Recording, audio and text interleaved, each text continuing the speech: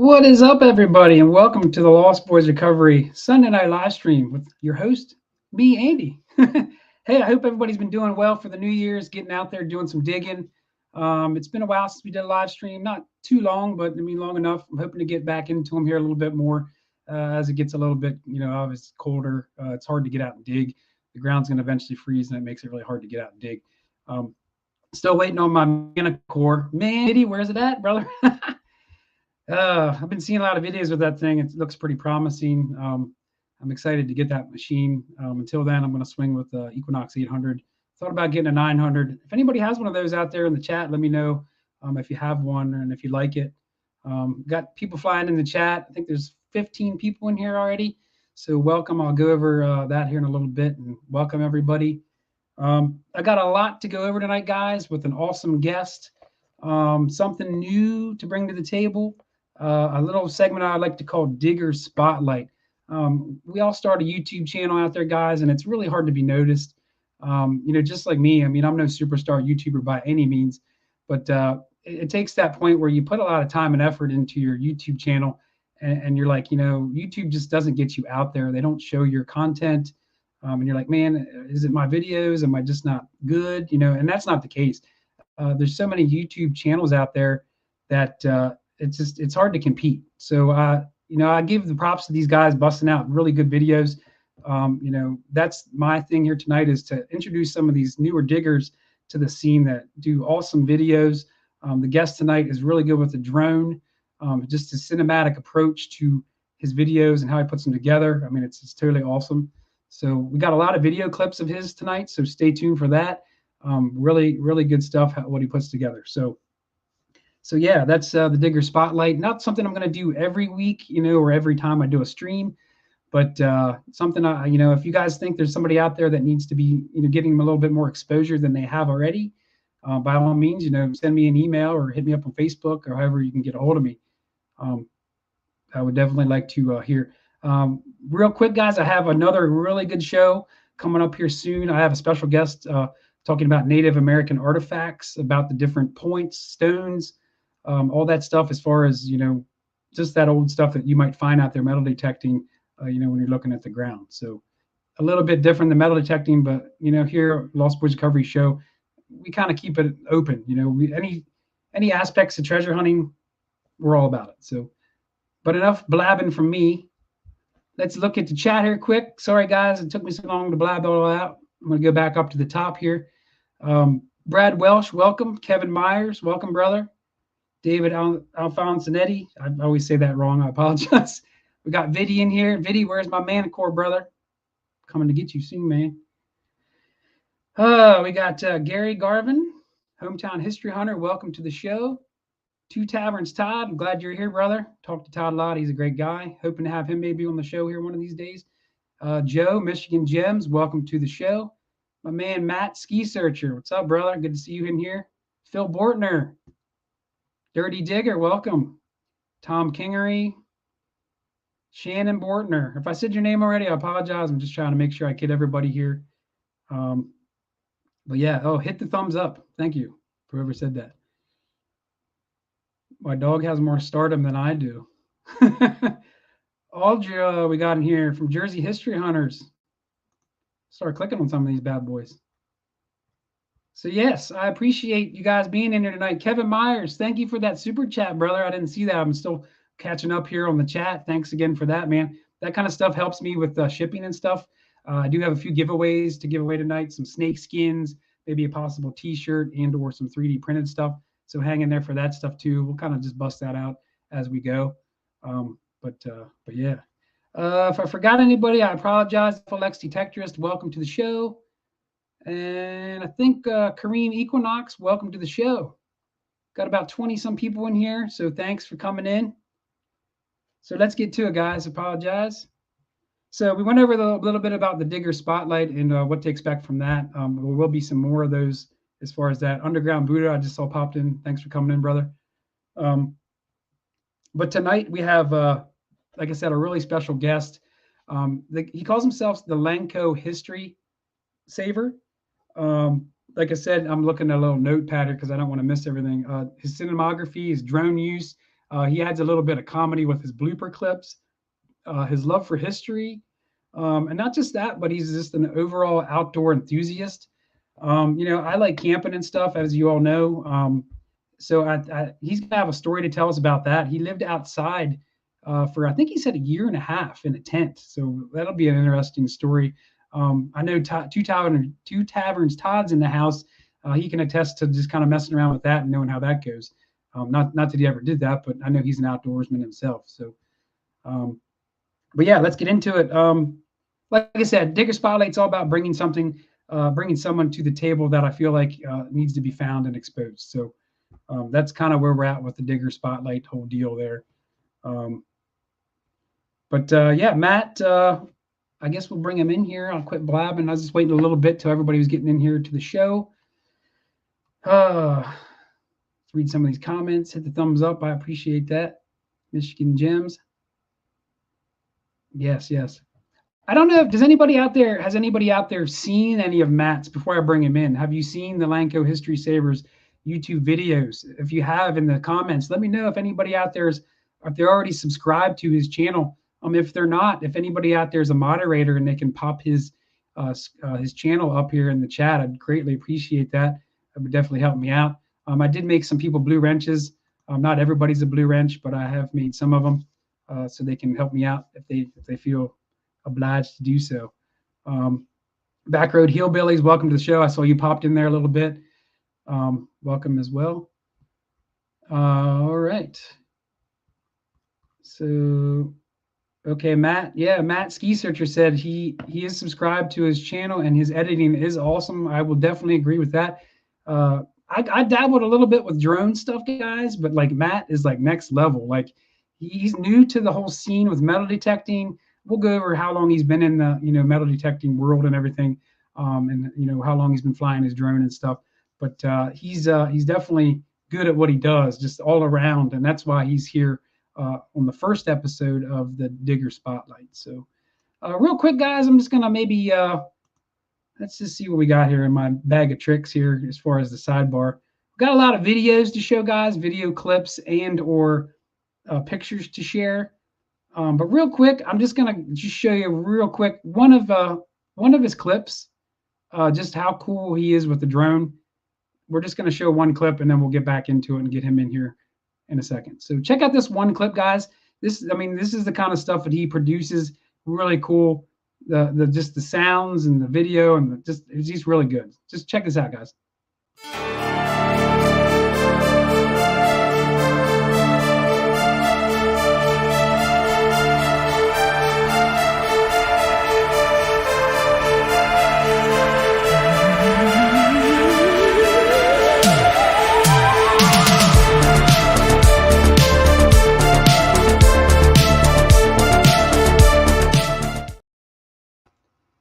Definitely cool. I mean, like I said, his drone stuff's really neat. There's so much more to just like, finding a plug or digging it and finding that target. And digging it up. Like he adds a lot more to just making a good video. And we're going to go over that here when we bring him in. Gary Garvine, welcome to the show. Somebody said, well, actually, it was Gary just said he subscribed to your channel there, Matt. So Matt's hanging out in the background. He's probably ready to go. But he's giving me the thumbs up back here, guys. He's ready to go. So, all right, guys. Well, let's get ready to bring him in. I blabbed enough tonight. Make sure if you guys have not subscribed to Matt's channel, if you haven't already, go ahead and find his channel. Like I said, if any moderators out there in the chat can post up his link to go to his channel to subscribe, please do so. He's definitely worth the wait as far as checking out his channel, checking out his videos and all he has to offer. Just a great overall guy. I think we need to just really check out his channel. So, all right, guys, are you ready to bring him in? I'm ready. Let's bring him in, guys.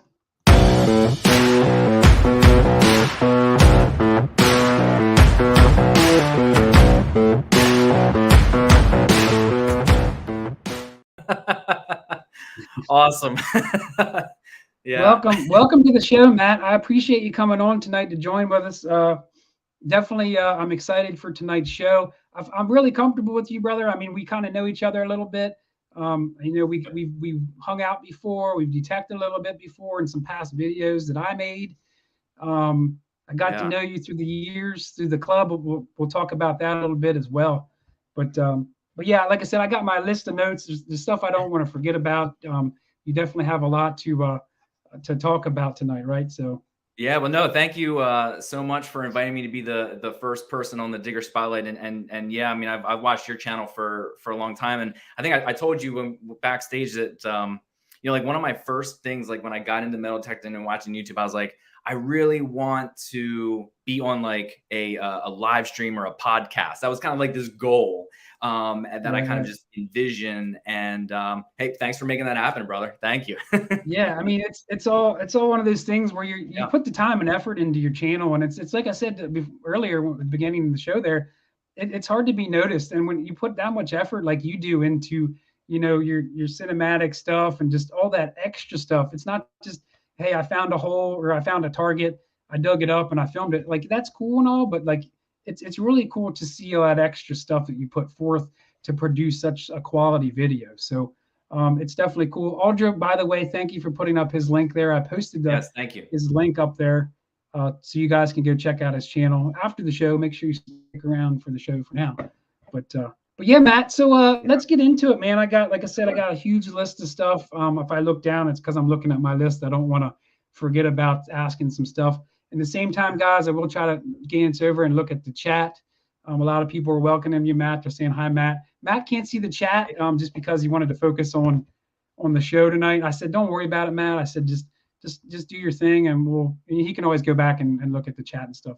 But I will do that. yeah, yeah. Two Taverns. Todd said, cool intro. He liked your intro there, so Hey, definitely was cool. thank you, Two Taverns. Yeah, thank you. But awesome. So Matt, real quick, so you're into the hobby. What got you into the hobby? I mean, how long? Maybe go into that a little bit. I mean, feel free to just tell us anything. Why why out of metal detectors? Like what's up with that?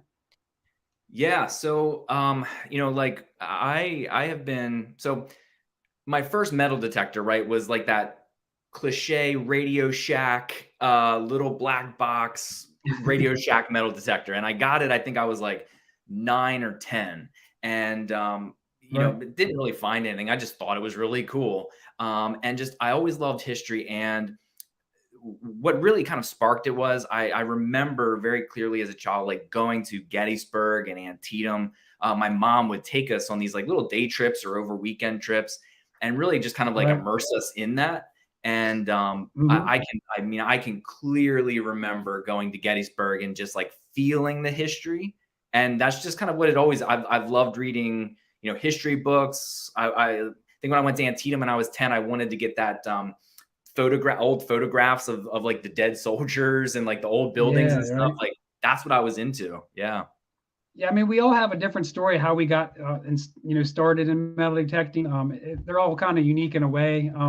What was your first machine? A Radio Shack, you said? Yeah, it was like the Radio Shack, like I don't know how much it was, like I don't know, probably like a $25 machine, which, you know, for a 9-year-old, my mom was like, I don't know if I want to get this probably, but it Right. ended up being, but I still have it. It's in my closet right now. I still have it. So Awesome. yeah, That's great. yeah. A little time capsule piece there. Yeah, yeah. But then, like, you know, flash forward to I don't know, probably about 5, 6 years ago, then I like really was getting into actually like metal detecting. You know, Right. so for the last 5 or 6 years, it's, you know, consumed a lot of my thoughts, you know, driving down the road and your head's constantly doing this, looking at Yeah. all the different houses and the fields and How many everything. times have you almost crashed your vehicle, like driving and like looking back, like, oh, Yep. Well, if my mom is watching the show, never. I'm always looking forward, but yes, for sure. Yeah, you definitely your eyes no. wander for sure. That's great. Um, Yeah. so what are you currently swinging with now, Matt? I mean, what's your go-to machine now? Also, how long have you been detecting? Tell us a little bit about that. Yeah. So hardcore detecting, I'll call it. Like, yeah, about 5 years or so, 5, 6 years.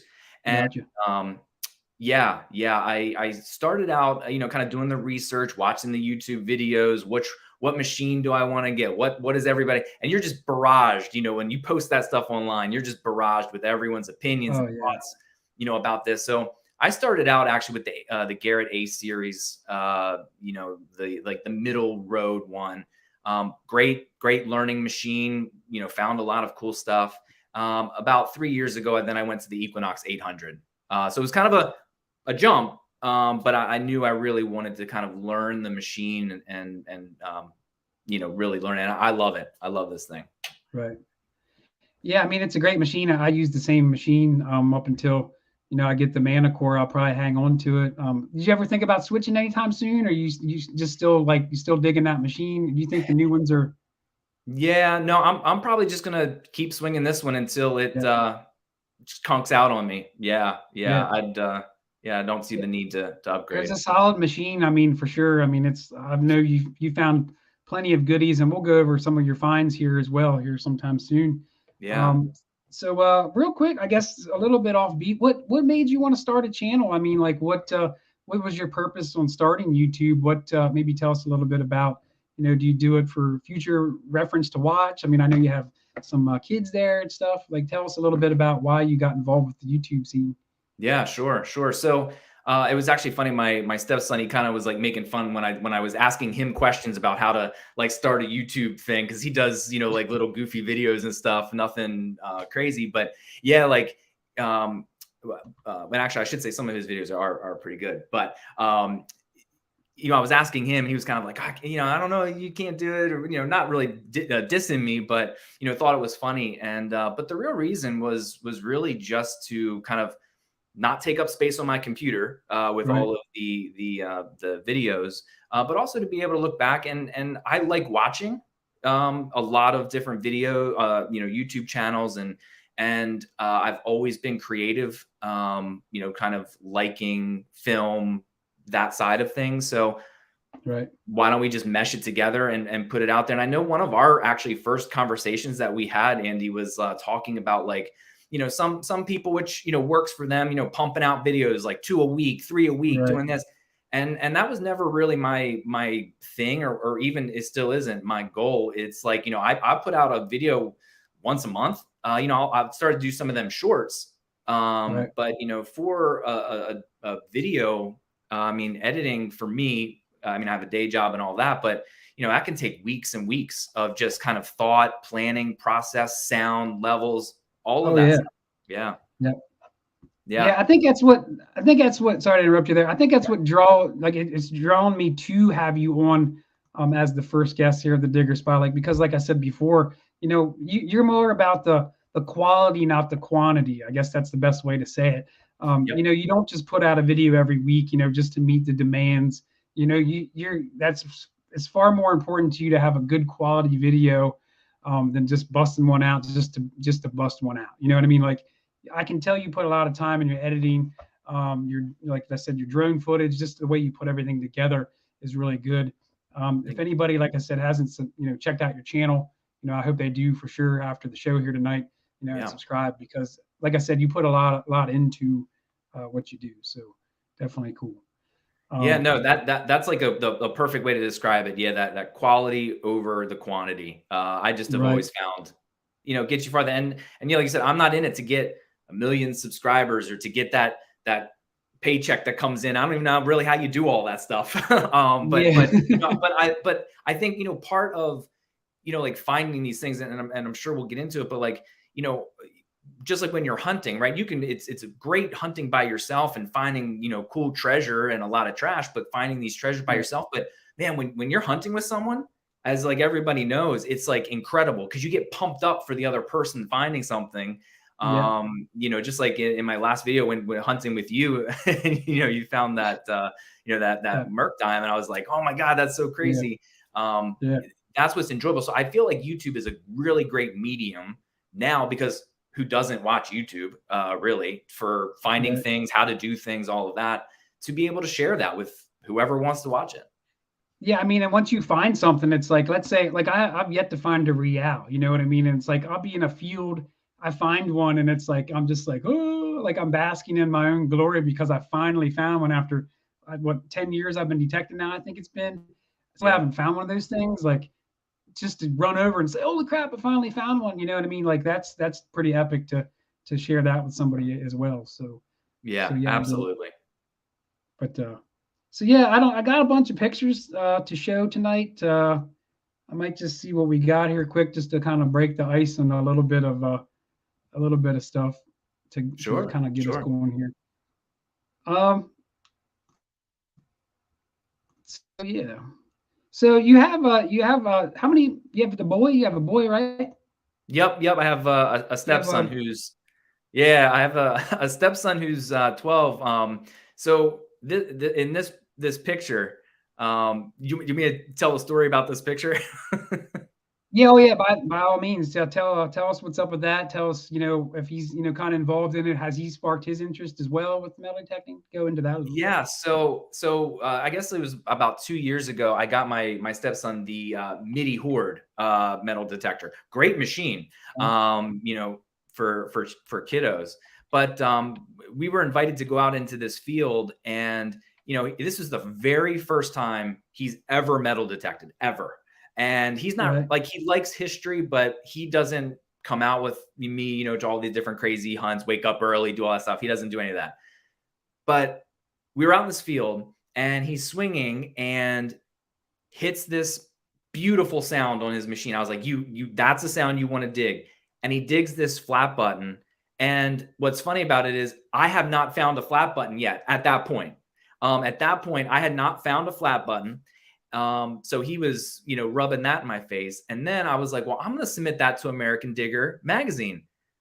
On the 100th anniversary magazine, he's in it on the just found with his flat button. So not only did he find a flat button before me, never metal detected before in his life, he also beat me into American Digger magazine.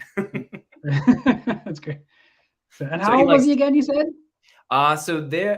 Then he was. I think he was 11. Yeah, Okay, he was 11. gotcha. Yeah. Is he still into the hobby, Matt? Now, I mean, will he go out with you ever? Or it's hard to keep him interested, isn't it? Yeah, for sure. I think when it comes to metal detecting, right? Like you find a lot of garbage and it's not a lot of treasure. So I think that when he did do it, we were finding a lot of junk, and he's like he loves history. So whenever I find something and bring it home and talk to him about it and stuff, he digs it. But Right. yeah, he's not really like into it quite yet. I'm hanging on to that MIDI Horde and some of the machines for him maybe a little later. That's awesome.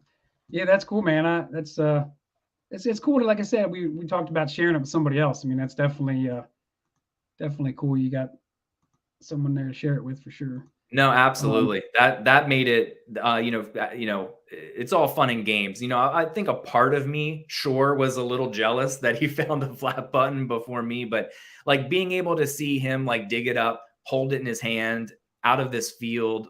Yeah, it was an awesome, proud papa moment. yeah, I bet. Yeah. Real quick, I'll just pull up a few of your pictures here, Matt. Maybe just tell us a little bit about some of the stuff you found. This is a 1 carat diamond ring, I guess you're saying, or Yeah. So that's not my hand that it's on. That's on the lady's hand after I found it for. So I'm also part of the Ring Finders network. So every once in a while I'll get a message. Hey, lost my jewelry, ring. This happened. But this right? was crazy.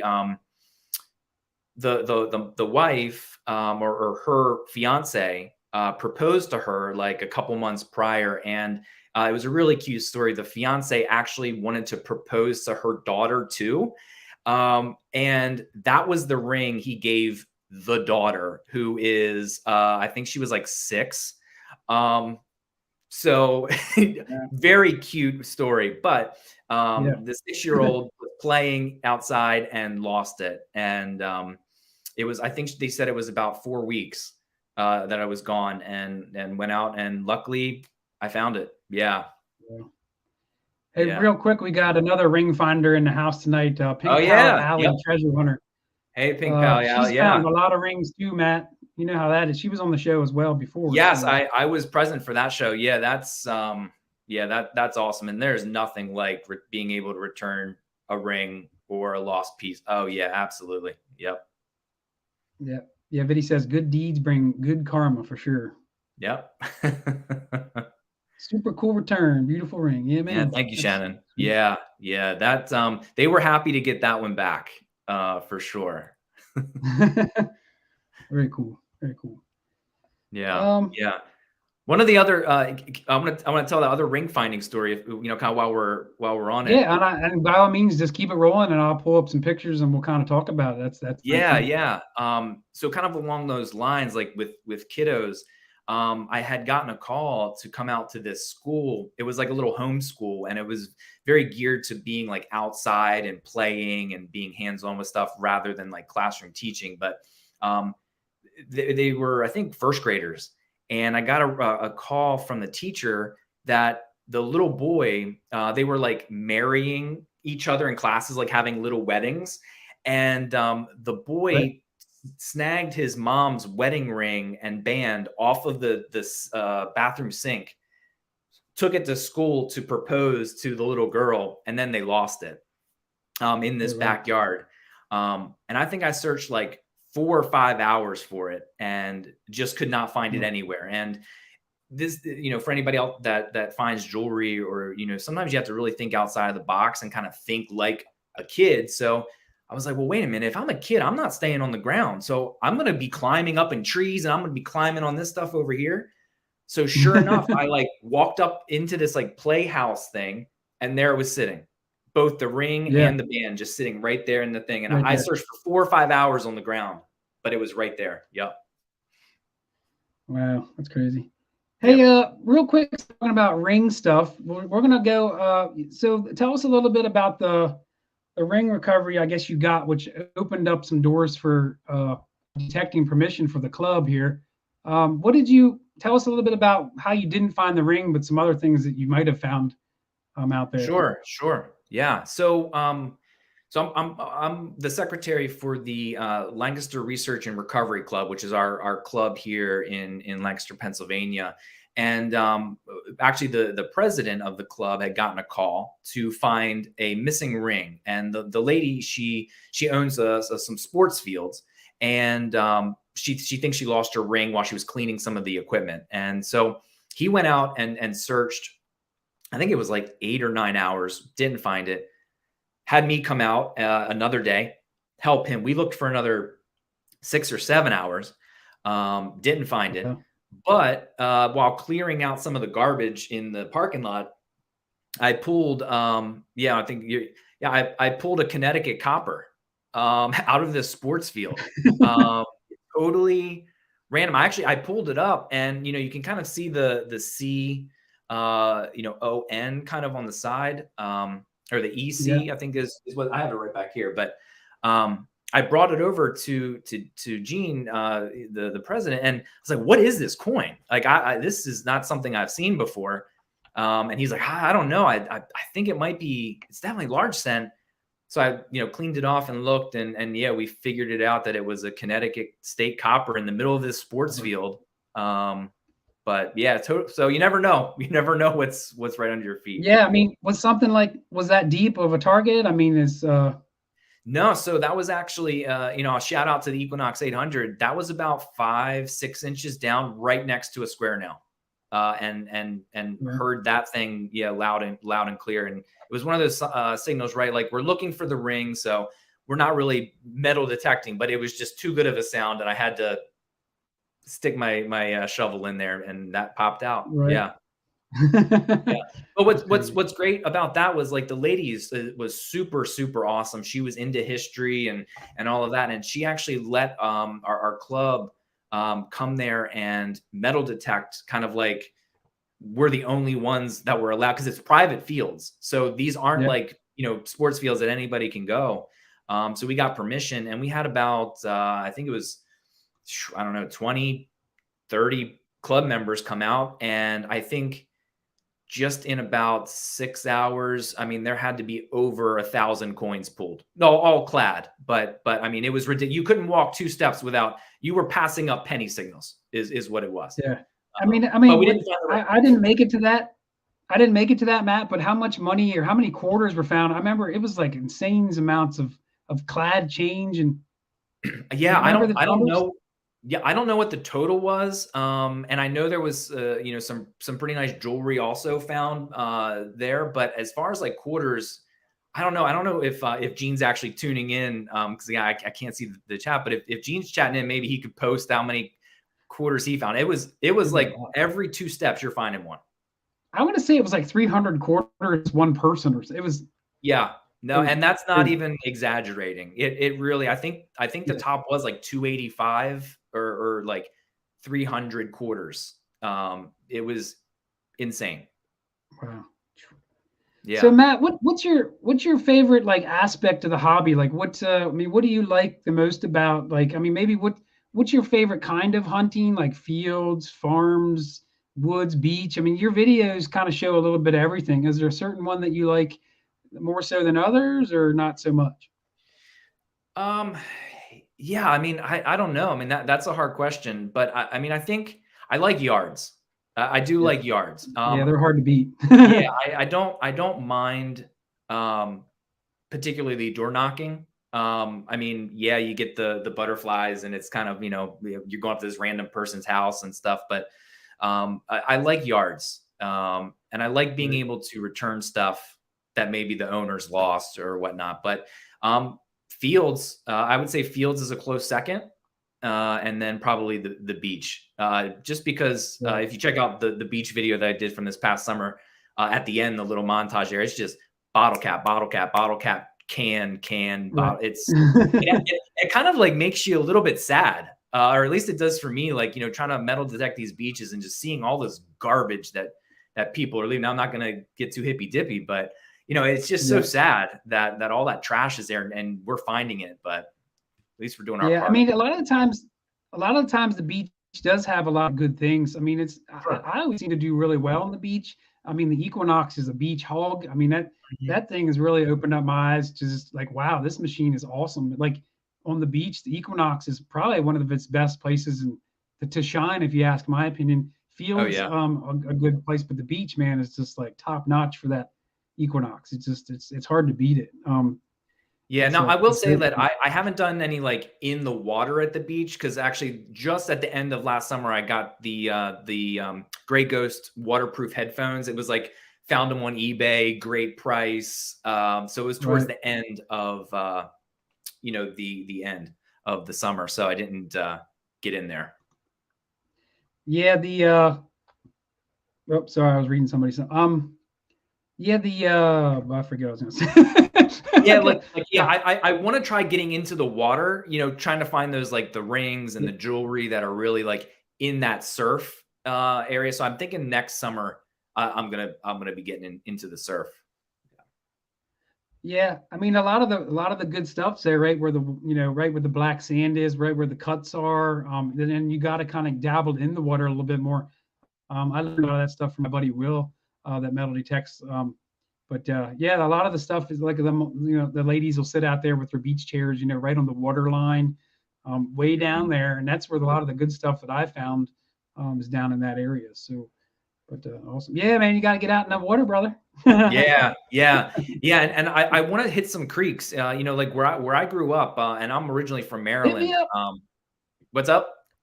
I said, hit me up. Yeah, Yeah. yeah, no, yeah, I saw that. Yeah, yeah, you're killing it in the creeks.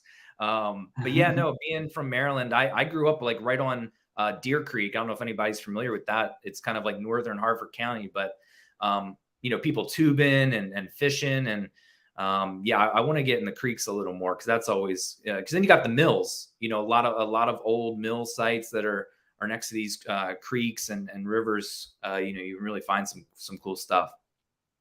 Definitely. That brings me to, I mean, your name, Matt, the LANCO History Saver. I mean, obviously you're from what, Lancaster, Pennsylvania, right? So, I mean, that's kind of a dead giveaway. Is that like, I mean, I mean, everything's old, obviously, but do you find yourself, I mean, in a good area for detecting? I mean, I feel like you are. I mean, Oh man, yeah, and I think probably if there's some people in the chat that live in other states, I know there are people their dream is to detect in Pennsylvania. So Right, it's being right here in PA and having Maryland right there.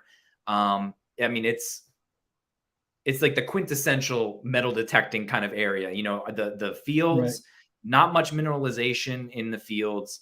You have the beaches 2 hours away, but you also have all of those seaports coming in. I mean, you're finding 1600 stuff, 1700 stuff, and then Definitely. for us in the States, that's crazy. Like that's the cream of the crop, right? Yeah, I mean, we're definitely blessed to have a good area to hunt. I mean, there's people over in the West. They can only imagine. I don't know if Matt Ski Searcher's in here still. He is, I think. Yeah, right here. He just said he just put this comment. I'll throw it up here. This is what he says. He says, "Y'all are Yeah, spoiled out east." I yeah, figured he'd we have are. something to say about that.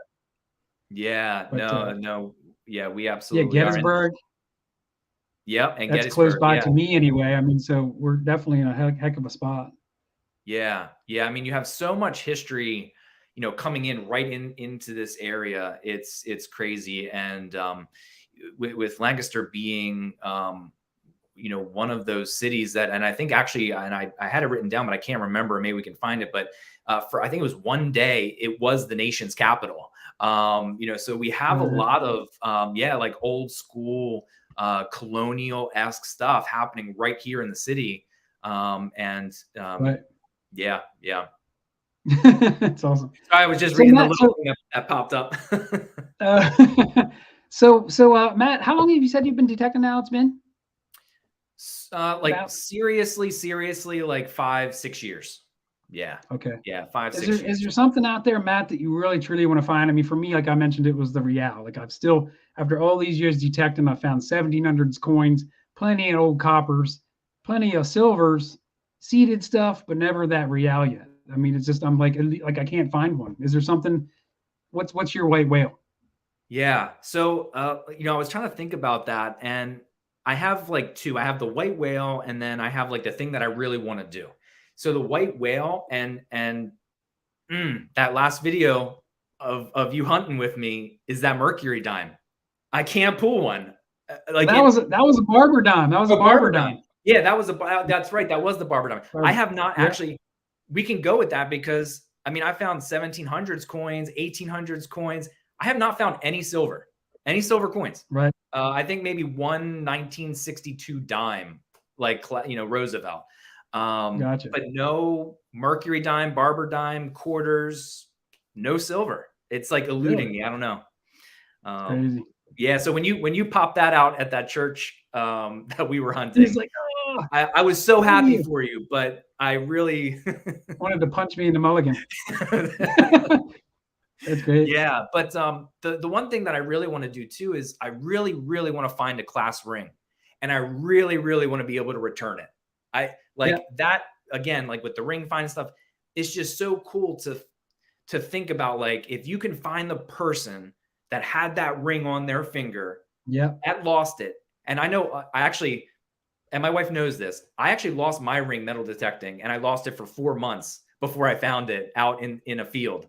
Wow. Yeah. So I know that gut feeling of when you lose something, it makes you want to throw up. Yeah. And, something like that. I just love to find a class ring and be able to return it to the family or you know, um, the person. Yeah, definitely. It's Yeah. I've yet to find a class ring myself. I've found plenty of rings. I've been blessed to find what was it, two gold rings just in 2022. I didn't Hmm. find my first gold ring up until man years into detecting. I found silver ones and just junkers, and then last year I found two. Um, I was really lucky, so that was definitely cool for me. But Yeah. Yeah. I recently just found my first gold ring. That was my first. And actually I was out with Gene from the club, and we were detecting an old school site, and boom, man, that shiny in the hole is something to see. So yeah. So Matt, you mentioned about Gene and this club LRC. I'm also a member of the LRC. Um, like I said, you're into a lot of different things. You're not just a content creator. You're also pretty big into the community as far as helping out and being part of the community of metal detecting. Tell us a little bit about the LLRC. What does that stand for? Yeah. Maybe go into that a little bit. What's your position of that club is? How you got started? Yeah. So our club here is the Lancaster Research and Recovery Club, and they've been a club since 1981. So we're kind of based out of Lancaster, Pennsylvania, and it was actually funny how I met Gene was actually through that app next door. Somebody had posted about a lost ring, and we both messaged the person. And I was like, "Hey, well, I'm new to the area. I'm going to reach out to him." And then we just started talking. And he's like, "Hey, come Right. check out a meeting." And I was like, "Actually, I was gonna do that." And we met up. And he lives like less than a mile from my house, and we just started chatting. And then he hit me up and he's like, "Hey, I think I'm gonna kind of put my hat in the ring for club president. What do you think about being secretary? Facebook, technology esque pretty well." Yeah.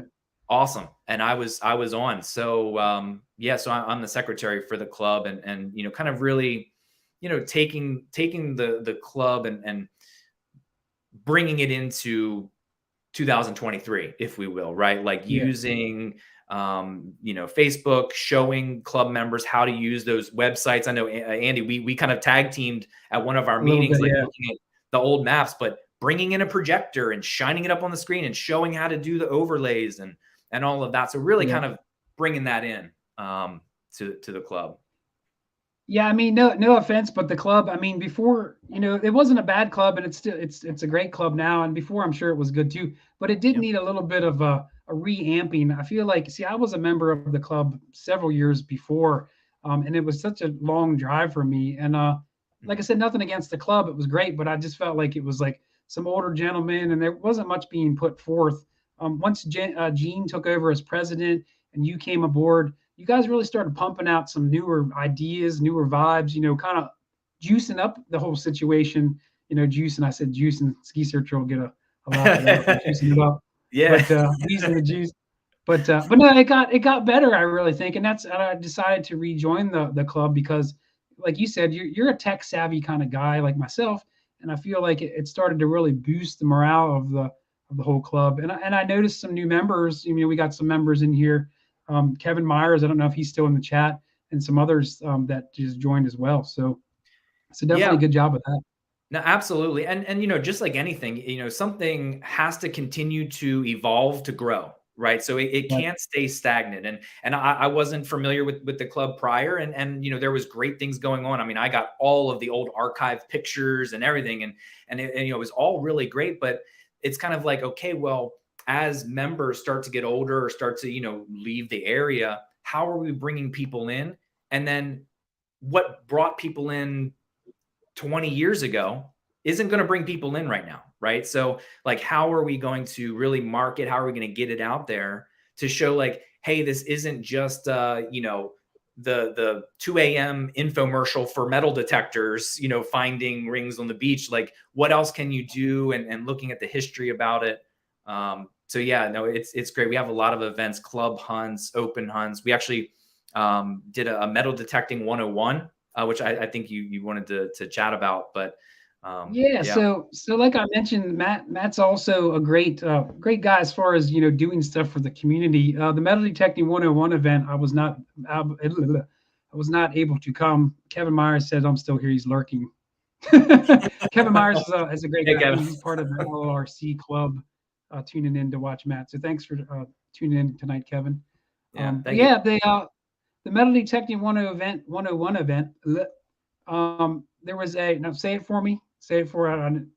There was this. Yeah. So like we had this metal detecting 101 event was kind of thought up by the president Gene. And I can't remember her name, but she actually wrote a book and it's called Metal Detecting 101. And we were going to have her come and speak, at our event, but she wasn't able to make it. So we kind of put it on ourselves, and it was free to the public. And, come Yeah, and learn about metal detecting, meet some of the members, what the club does. We have like a little test garden so you could test out machines. If we had a vendor there, we had people buying machines. But there was this young man who actually he had was, I don't know if it was 100% blind, but he was visually impaired. And I think mom, and that's mom there in the picture, and that's me kind of helping, but he really loved history and wanted to be able to metal detect. And I worked with him one-on-one, and I mean, he killed it. And I was like almost like brought to tears. It was crazy Yeah. that, seeing this young man use the machine, hear the sound, take his arm and run it down the shaft, grab the pinpointer, or grab his shovel, dig a plug, which honestly, he dug better plugs than some people. But right, so he dug some a great plug, showed him how to use the pinpointer, and recovered a 3-ring bullet. And we had planted it, but Right. he did it all himself, and it was like truly inspiring. It was great. Yeah, absolutely. And we actually we reached out to Garrett and kind of told them the story, and because we wanted to get something for this young man, we wanted to hook him up with a detector. And Garrett was amazing. They were like, "Yep, we can get you." And actually, this young man, he did some research, and he wanted the Garrett AT Max. I think that was kind of the one that he kind of had Yeah. in line for him, and they provided it with us. I want to say for a really, really good price. I don't know. I don't know if they donate. They may have donated. I don't know. Yeah. Again, Gene kind of handled that part, but and then we presented it to him. We met up with him and presented it, and we gave him a year membership to the club, and it was just amazing. Yeah. Yeah, I mean that's exactly like that's what I'm talking about. Like that's why Matt here is on the Digger Spotlight, because it's the people Hmm. like him that are Thank you. doing this hobby to make a difference, and that's Thank you. exactly what I'm like. That's just awesome. I mean, the story that you just told is just really cool. Matt, I remember I found I didn't find it, but we were in the creek and we found a cannonball in one of my videos, and I actually brought that. I don't know if you were there that time. I want to say it was the one meeting you weren't. Yeah, I did Um, miss that one. Yep. but he was at the meeting, Matt, and like you said, I don't think he could see much of anything, to be honest with you. Yeah. No. And I brought the cannonball, and I guess his mom was along with him, and they were just going down the line, and he couldn't see any of these items. But a thing like a cannonball, I mean, it has that sheer weight to it. It's just how big it was. I think it was an 8-pound cannonball. They were going down the line, and like his mom was looking at the stuff, but he couldn't see anything. When he came down the line, and like I said, here, I said to his mom, here, give him this, and he picks up his cannonball. I don't know how old he was. Do you remember, Matt? I mean, So I think he was 17 or 18. Yeah. okay. But I mean, he got to pick up this cannonball, guys, and this is coming from a guy that he can't see anything. But you pick up a cannonball, you get that huge weight to it, and you can feel the roundness of this thing. I mean, you could just tell his like face lit up. He was just like, whoa, like, holy Yeah. crap, this is a cannonball. It was really neat because, like I said, I was there that night and I got to see his facial expressions, and it's like Matt said, it almost bring you to tears because it was so emotional to see. Yeah. So, really cool story there for sure. And he even sent pictures, once he got the detector from his house. And again, I was talking to his mom. He's like, and she said, "Yeah, we just moved into this old 1800s house." And I was like, "Oh, do you want to give us permission?" But but he was, finding just junk, but he had it and he was smiling. And Right. that's the thing. Like, and sometimes even in some of my videos, like when I find wheat pennies, or even like older Lincolns, it's kind of like, that's awesome. That's an old coin, and that was dropped by somebody. Oh yeah. And yeah, but so that's that young man. Yeah, I was really happy to that and Garrett really stepped up. For sure, they always do. They are so generous. Yeah. That's definitely cool. Yeah, I hope he stuck with it. I haven't seen him at the club lately. I mean, I know life comes yeah, at you fast and things happen, but it would be great to see him back again. I mean, that was just one of the few new members that we got from the 101 event. Real quick, Matt, somebody in the chat, I sorry I missed who it was, but they asked if there's another 101 event this year. Can you tell us if there is or isn't? yeah. So we're actually planning another 101 event. Excuse me. I think it's going to be. I think we're looking at the spring. Yeah, I think we're going to be looking at the spring to do that, and we'll be posting some stuff up. If you haven't, found the Lancaster Research and Recovery Club on Facebook, go ahead and give that a like, because we'll post all of that stuff, on the Facebook page, and on our website.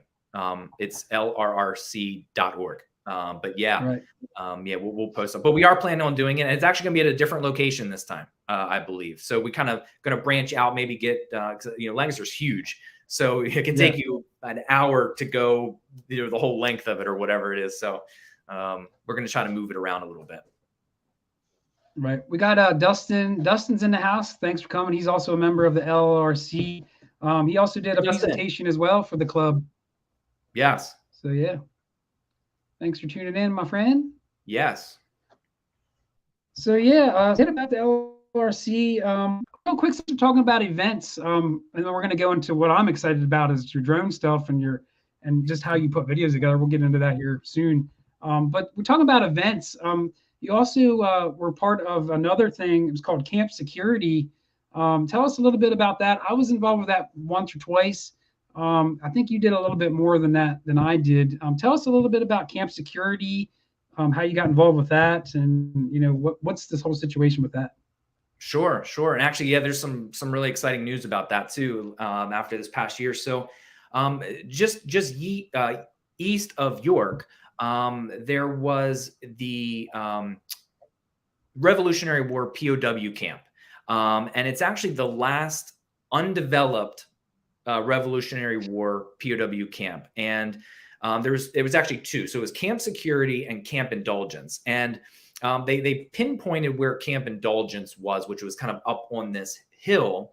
And they locked that down. And I think that was, or maybe 90s, 80s. I don't even really know. Yeah, POW camp. Sorry if I messed it up. But so after the Battle of Saratoga and Yorktown, these 1,500 POW prisoners were brought into this area. And there was no real maps, no real written documents of where this fort, this Camp Security POW camp, the stockade, was located. And they've been, hitting this field for years, metal detecting, doing ground surface finds. And so I helped do the ground surface finds for 2 years and the metal detecting for 2 years. And the year prior, I found an arrowhead. This past year, I found a flake off of an arrowhead, which the archaeologist said, and actually I have it hanging up here somewhere, is about 3,000 years old. The type of stone, Wow. like the type of stone where we found it by York was from up in like Penn State area, which is I think it's Jasper is found up there. So that was really cool. But so just kind of doing the metal detecting and seeing what we could find, trying to find anything that could tie the camp to that location. So that was really wild. And it was actually on the news, and it's on their website, that they actually found this past year, they found the stockade where they think one of the walls of the stockade was, which is huge for, as with archaeology, grants, funding, being able to keep going to save and preserve that history. Wow. Yeah. That's crazy, man. That's crazy. So I know there was some good stuff. There was some good stuff found there, some coppers and stuff, like you said, all kinds of stuff. That's cool news that it's almost like a mystery, you know what I mean? Like they were trying to really lock in on where everything was and everything like that. It's a true story of, finding just history and what was lost and whatnot. But that's cool to be part of that. Absolutely. Definitely. And I mean, it's one of those things. It's not only about like, finding and saving that history and being a part of it, but, and I've heard kind of, within the metal detecting community, right? It's like metal detectorists and archaeologists. And sometimes they don't always, kind of see eye to eye, which I get it. I get it. If someone's going to school, learning how to do those things, and you got a guy with a shovel digging a hole, it's going to be one of those things. But, being able to have this archaeologist reach out to our club and to people to volunteer to do that. While you're there, you're also kind of being an advocate for the hobby, like you should always, right? Being an advocate and talking with the archaeologists, letting them know like, hey, I'm not just going to dig a hole and just do this thing. Like, I want to find out about the history. I want to help you, rewrite history. And Right. that's kind of what it is in being an advocate for the hobby. Yeah, Any Dustin buttons? asked. Yeah, he said Uh-huh. buttons and musket balls. Anything with that?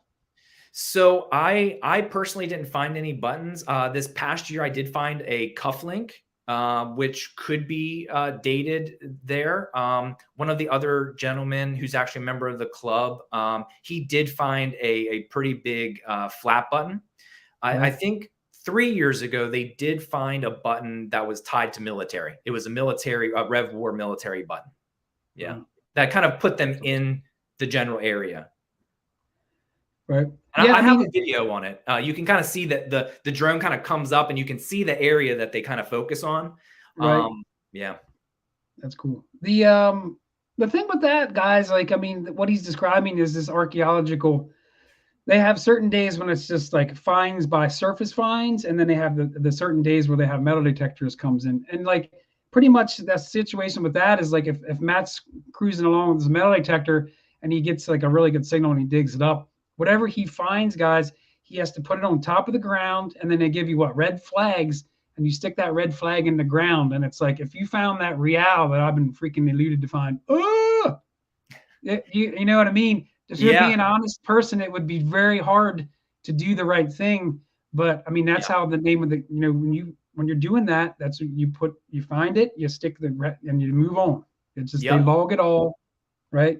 Yep. Yeah. No, absolutely. And actually that did happen a couple times to some people finding some old coins. And actually I found a 3-cent piece. Yeah. And that was the first time I found that. And oh man, it killed me to like stick that flag in the ground and just sit it Right. there. And I took a picture for myself and I have a picture with it. But that's gonna go to I think the Historical Society of Harrisburg. So that'll all be in Harrisburg. There. Right. Yeah. Hey, real quick, we got Traver in the house. Welcome to the show, Traver. Traver's a great supporter. Shannon Bortner. Welcome. If I missed anybody, I apologize. Some new people were popping in and out, so it's kind of hard. Dirt Cloud Metal Detecting, welcome to the show. I mentioned Dutch Boys in here. Welcome as well, my friend. But yeah, we're rolling right along. Matt, I think real quick, if you don't mind, I'm gonna just throw out a giveaway just for the people Let's do it. watching. I like to do that for everybody. Yeah. It's kind of fun, just to throw in a little bit of fun to the mix. Yeah. I don't do it all the time, but if you guys haven't yet typed LANCO, hashtag LANCO, and we'll kind of just hang out for a little bit here, and I'll try to read some of the chat, see if I missed anything. Well, okay, there you go. Dustin has a great question here. We'll stall a little bit till people were typing. Yeah. Dustin said, "What was Yeah. one of the best finds found out there at the Camp Security dig? Can you remember anything you remember comes to the top of your mind? Like any really epic finds that were like, whoa! I know some pretty neat buckles with hearts. Yeah, I The think one that was time. that was before me. That was Okay. before I think that was found maybe another year because they've been doing this for years in that area. Yeah, this year, I mean, really, it was that button, that flat button, and then Right. my cufflink as far as the ones that kind of stood out to me. But like in any field, I found a lead toy soldier, a wheat penny, so it ranges from all time frames. Right. Real quick while we're just letting people type that. I mean, I'm in no hurry by any means. I'm just gonna maybe pop up a few pictures here. Yeah, We didn't sure, really sure. show many of your pictures. Let's see what we got here for you once. We got plenty more to talk about, guys. So make sure you're hanging out because the best is yet to come from Matt. And one of the real reasons why I think he has so much to offer is his drone use. And I have some really neat videos to show you guys and some of the things he's been involved with as well. So yeah, Cool. we're got a few pictures, Matt. You can see this here. I guess this was stuff. I know it's a little small. It's a pewter spoon back, I guess. The two V nickels you found that day when we were hunting, right? Yep. Yeah. So those are actually from the last video that I did post at this old cemetery, which and I know we're going to kind of talk about kind of how maybe Yeah. we got into that area, but Yeah, we were at an old church site, and that was my first V nickel. Was the 87, and then Yeah. 5 feet over was the 1904 one. So it was kind of a double bucket lister check Deal. off. Yeah. Yeah, that was one of the. I don't know, it wasn't the first time you and I have hunted together, but that's in one of Matt's videos, guys. Make sure you go check that video out. He has a really good video with that. That was also the video I'm going to play with your bloopers reel.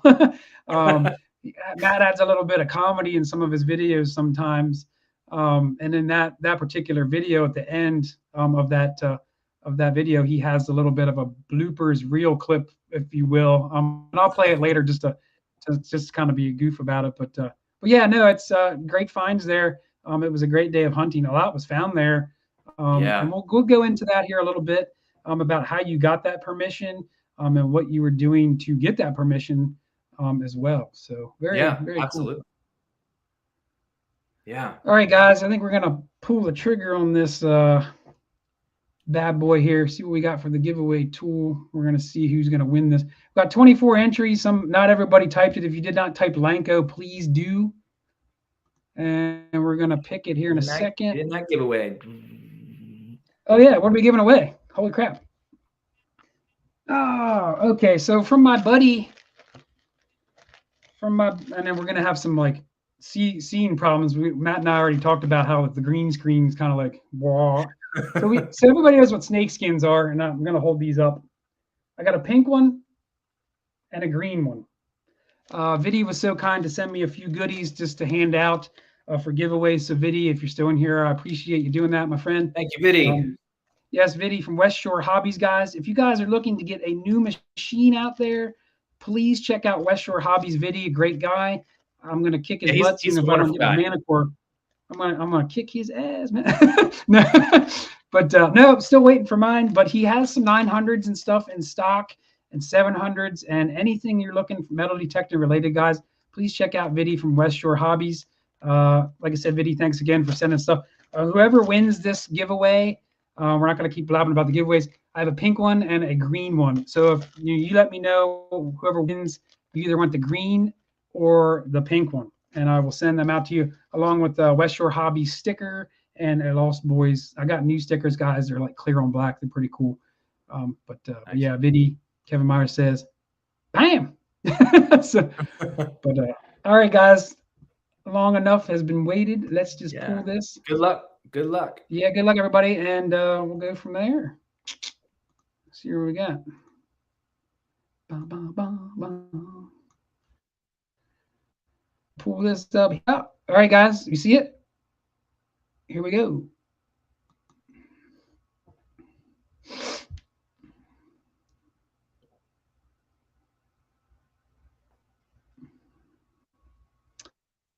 Dirt Cloud. Did you see it? You didn't see it. Did you see it pop up? I can't see it pop up. I don't know if I'm okay. Then I didn't hit something. Oh. Here we go. Let's try that again. Oh, my bad. I didn't do the right thing. Duh. Yeah, that's all right. There's guys, so many buttons. Oh, there we go. We're gonna start this over again. That was where it was at, but it didn't do it. I'll tell you what, guys. I'm gonna just give it to Dirt Cloud because it did technically work. So I didn't want to not be fair to Dirt Cloud. So hopefully everybody's okay with that. It did spin around and do its thing, which is what you guys just saw up there. It said winner is Dirt Cloud Metal Detecting. So Dirt Cloud Metal Detecting. I'm going to put my email address there at the top. Hopefully everybody's all right with that. I apologize if anybody gets weird about that, but I didn't want to present that as a winner and then say, sorry, you didn't win. So just seemed like the right thing to do, I guess. Yeah. But thanks for everybody congratulating Dirt Cloud for your fairness there. I appreciate that. Everybody's very cool in here, and I appreciate that. So very cool. So we got 30 watchers in here. I appreciate you guys still tuning in. Like I said, yeah, thanks for sticking around. Yeah, definitely. So I don't know. I don't know how I feel about going certain ways here. A lot of the good stuff here I'm saving to last. Um, I tell you what, Matt, I'm a camper guy, okay, and I know this is a little off topic, um, but it's something that I like doing. I know Two Taverns Todd I mentioned is in the house tonight. He's big into that outdoor life stuff. Not just you're a metal detectorist, but a long time ago you told me about how you lived outside for what was it, a year and a half. Yeah. Matt, guys, he lived in a tent for a year and a half. I'm not sure why. We're gonna get the story. Why in the hell you want to live in a damn tent for for a year and a half? Um, but yeah, Matt, what was the deal? Like, why did you want to do that? You know, I didn't know you were into camping and doing that outdoorsy stuff. Tell us what's up with that, man. Like, why did you do Yeah. such a thing? Yeah, so I've always loved camping. Again, something I did with my mom growing up. You know, going to campgrounds and camping and just love doing that. And So I've always been outdoorsy, camping, fishing, those kinds of things. But yeah, no, I think it was probably circa 2010. I was living in a nice kind of 2-bedroom apartment, and it was actually in the upstairs of this house, and the Right. landlord lived next door. And one month I came to pay my rent, and he said, "Hey, my daughter's moving back from wherever she was, and I'm going to need the apartment." And I said, "Okay."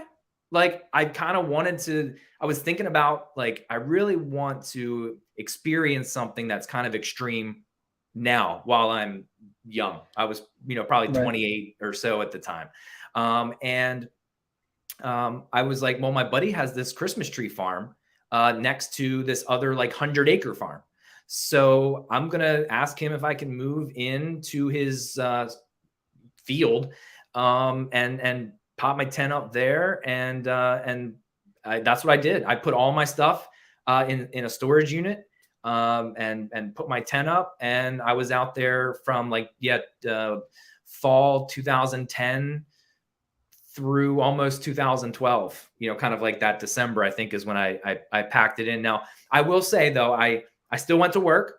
I left all my clothes in the storage unit, kind of in my dresser right out at the front so I could get to Right. him. I showered at his house, but I camped over the stove, the fire a couple times, and Yeah. had to do some things to stay warm at night, heat up water in your water bottle and stick it in your sleeping bag. And yeah, so it was a good time. Yeah, I mean, I mean, that's crazy, man. Like, I can't only imagine. Like, I'm sure you ran into some crazy weather. Just, I mean, you had to have a different mentality after being in that tent for a year and a half. Like, to go back to real life and living in a house. You know what I mean? That probably Yeah, changes a man a little bit just to be out there sure. with nature. Like Todd said, in touch with nature. I just popped it up. It's just like that's for sure. You know, it's Yeah, yeah. It's wild because uh, one, and I'm kind of thinking about this. I have this day that I went to my storage unit, and I opened up the lift, and I literally stood there for about 5 minutes, and I looked at all of my stuff, and it was just stuff. It yeah, was kind of like this surreal kind of thing. And actually, I have a tattoo of a camping symbol here on my side to kind of right.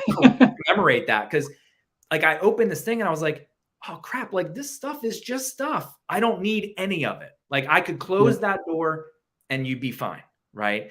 That was one really, really big shift that happened for me. Another one was actually going back to sleeping in a bed.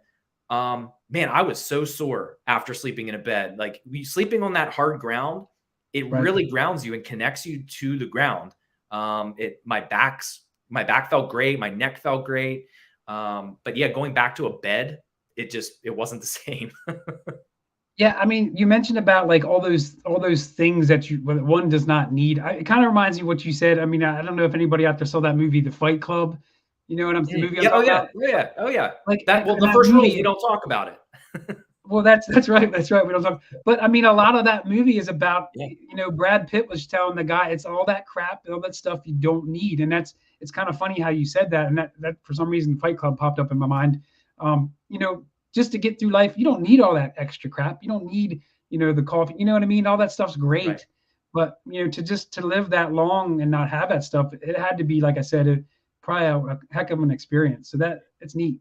Yeah, yeah, and and I think the main thing too is, like, and obviously I live in a house now, and I like things and all of that, but what carries over from that is the attachment we put on things, right? Yeah, If we look at our things and we instantly put an attachment to it, like, oh man, if I lost that, or if that broke, my world is shattered. And I think that's what really carried over with me, is that I don't have much attachment to things. It's okay. It's right. okay. And I think that's what really carried over from that trip. Yeah, I had really long hair at the time. I was growing it out to donate it. We So should have my had a hair was picture. like We should have a pic. down to here. It was crazy. But yeah, it was What, a good time. Matt? Real quick, somebody asked me. It's kind of a random question, but they had a good point. Like, what kind of a tent did you have? Did you have a big tent, small tent? Like, did you have what? Yeah, so I had so the tent I used for that was I think it was a 3-season 2-person tent, or maybe it was even a 3 or 4-person tent, because I kept like a tote with me in the tent. Gotcha. And I had the extra fly, so it wasn't like a full 4-season tent. So in the winter, I would bundle. I would lay. I had my air not air mattress, but the pad, the sleeping pad, and then some blankets, my 0-degree bag, and then the water bottle in the tent. But it was actually a tent I think I got from like Target or Walmart or something like that, and it held up fine. I had no problems with it. Wow, that's awesome. Yeah, I mean, Yeah, I'm just getting into the camping thing, and like I was yeah, talking your to Matt camper's about it. awesome.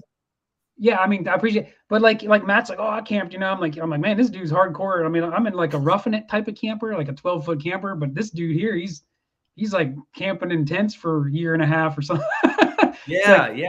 So actually, me and some of my other buddies, we do this thing we call man camp. yeah, It's where it started out. We went into we were going up to Mount Mansfield in Vermont, and our goal was to summit this Mount Mansfield. Now, during the spring, there's trails that take you right up, but we went up, and it was the year that the blizzard hit Boston. So right, we like were going around this blizzard to get to this camp, and we got there. We drove all night. Got there in the morning. We hiked about 2 or 3 miles into the woods, snow, and at night it got down to like -8. And it was one of those ones where it's like, that's not fun camping. I mean, it's right, fun, right. but you have to really know kind of what you're doing. Take precautions, because -8, that's cold. Yeah, you But need to yeah, have it prepared for sure for that. So yeah. So, crazy. but yeah, no, all that stuff is so much fun. It's so much fun. And I'm not like a big adventurer, like skydive and all of this, Yeah. but it's just to experience that stuff. Yeah, I mean, just another connection that we had, for me to have you as a guest. Like the whole camping thing to me, like was like I was like, wow, this guy's got a lot in common. Like you're kind of a techie, nerdy dude like me. You're into that stuff. You're into camping, metal detecting. I mean, I was like, this guy would be a great guest for the first Digger Spotlight. And so far, I think the show's going awesome, guys. So Yeah. definitely good times for sure. But Yeah. yeah, man. So real quick, we got on over a lot of stuff tonight, but we did not go over uh, your YouTube channel, guys. If anybody can post up Matt's link quick to his YouTube channel in the chat. Matt, how many subscribers are you at? Do you know? I mean, just an idea. You're stuck. You're kind of low, but you've only been YouTubing for how long? I guess it's been about 8 months or so. I think it was like not this past fall, but the last fall maybe. Yeah. I started. So I think I'm at like 175, 180, something like Yeah, that. and guys, like this guy is awesome with his videos, and we're gonna go into this drone footage and all the stuff he adds, all the stuff. If you guys haven't subscribed yet, please check out his channel. Yeah, she said I mean, actually, I was 188 going to say subs now. 188. I just popped that up, and so that's from your show. So thank you all to who did that. Yeah, Yeah. But yeah, guys, check out his channel, man. Check out his videos. You'll be glad you did. He does some great stuff, and we're going to talk about that now. Just the way Matt uses his drone for his footage, his B-roll, how you film, how you put it all together, your outtakes, bloopers, adding humor into it. Just how you do it all is just really cool. One of the major things that really drove me into your YouTube stuff is like, man, I was like, this guy's got good drone stuff. You're just from the beginning to end, it's like seamless. Your audio, your picture, it's all good. I mean, it's all good. And like nobody's found you because it's so hard to be found on YouTube. You know, you spend all this time in editing dollars. You're like, man, YouTube sucks, man. You know, it's nobody cares, but you don't care because you're all about that quality over quantity. So that's where I commend you for that. But I'm going to play some of his just clips, Matt. I'm going to play some of your clips if you don't mind. Sure. Just some of your shots. Matt, like I said a million times, really good with the drone, guys. We're going to talk about some of his adventures that he had with the drone. Real quick, I'm just going to play a few. I already played this one. I'm going to play it again just because it's so cool. Yeah, you like that one. The one with the music and yeah, it's just cool. But the sunset, just the way he captures, it's so much more of metal detecting. Let's just let the video talk for itself, guys. Check out this video. Let me know what you think.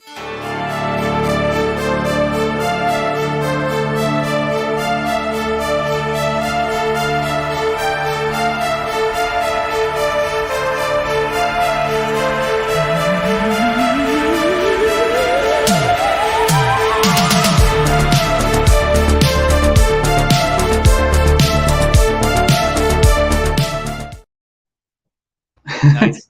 Definitely awesome. Like the music, just the just how smooth it is. Like Pink Power Alley says, this guy's spectacular. Is he for hire? So there you go. Maybe another outsource for some side business. There is drone footage, Matt. But no, definitely cool. I might just play another one just to keep it rolling. Just because it's exciting to see this stuff, and then we'll maybe talk a little bit about it afterwards. Some of the shots you get with that drone, Matt, I'll tell you, we've kind of joked about it a little bit, laughed a little bit. I said I'd be squeezing my butt cheeks, man, because you're pretty daring with what you do with this drone. For instance, guys, flying it under bridges, over bridges, just cars, it just takes the slight bit of wind. I can tell you because I lost 2 expensive drones, so I'm a little hesitant to buy another one. So Matt, here's another clip we're going to show of your drone usage. So here, guys, I don't know, you can probably hear me. He's flying this thing. There's a huge bridge, and I think, yeah, it looks like he's going to go under it from yeah, it looks like it.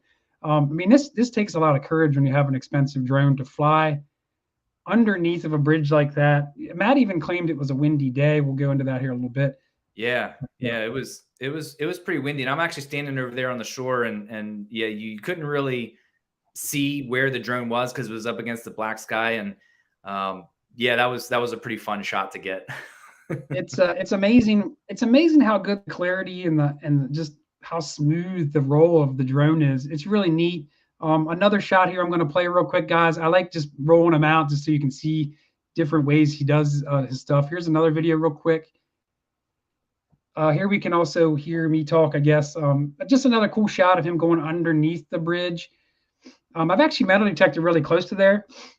And there was a bunch of stuff, but yeah, just kind of up and down, and it's just neat to see that stuff. You know, something like that, like that bridge shot where it kind of like comes down and then under. You know, like when you're making a video, you know, you're telling a story, right? And you're doing it for yourself, but you're also communicating a lot of these things, and you know, you can see the architecture of that bridge. Like, you know, if you were to pause that video, which you can do on YouTube, you can check out that cool architecture of that bridge. And that bridge, and I'm hopefully going to maybe do a video just about that bridge because that has amazing history about that whole area. Right. But you would never, ever be able to see that bridge if you're driving on a car like that or from the bank. So you get to really see, you know, even the bird poop on the on the bridge. You're so close there, you know, that you can really see there, and you can be a part of that. And that's kind of what I really love about the drone being able to get places.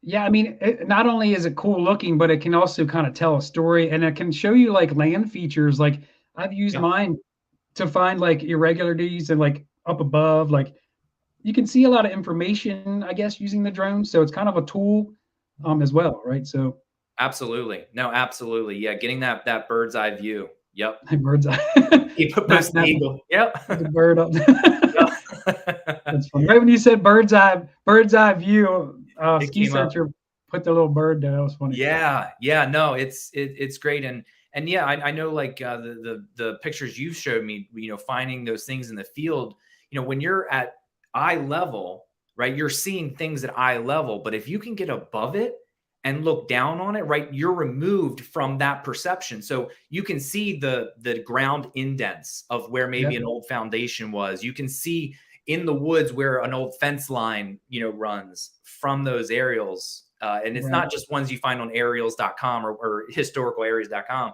You're actually being able to control it. Definitely. Yeah. Like, yeah.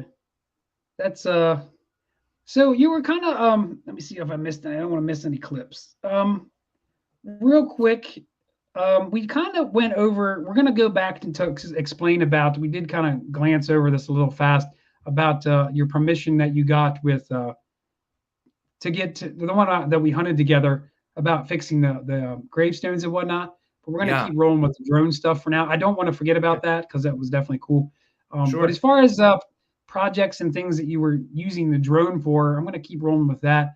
My uncle got a hold of me, and he said to me, he said, "Hey, do you know anybody?" Or he actually got a hold of me. He said, "Hey, do you have a drone?" I'm like, "Yeah." And he's like, "I'm building a log cabin, and he's spending a lot of loot on this cabin deal.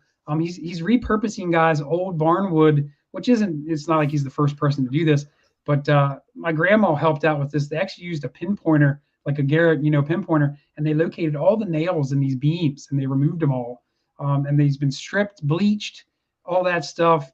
And he's building this. What did they call it, Matt? When they tongue and groove, it's a certain name. You probably don't remember anymore. Yeah. It's like a mortise, and I know people are going to know it. They're gonna be typing it in, but like back in the day, they would cut notches, right? They would cut notches, Matt, and they would build it old school. Taverns, Todd might know how they built the houses back in the day when they were like log. I'll show a video of it here in a second. So anyway, back to the story. I wasn't really skilled with the drone, not like Matt was, and I said, "Hey, I know a guy that's really good with the drone.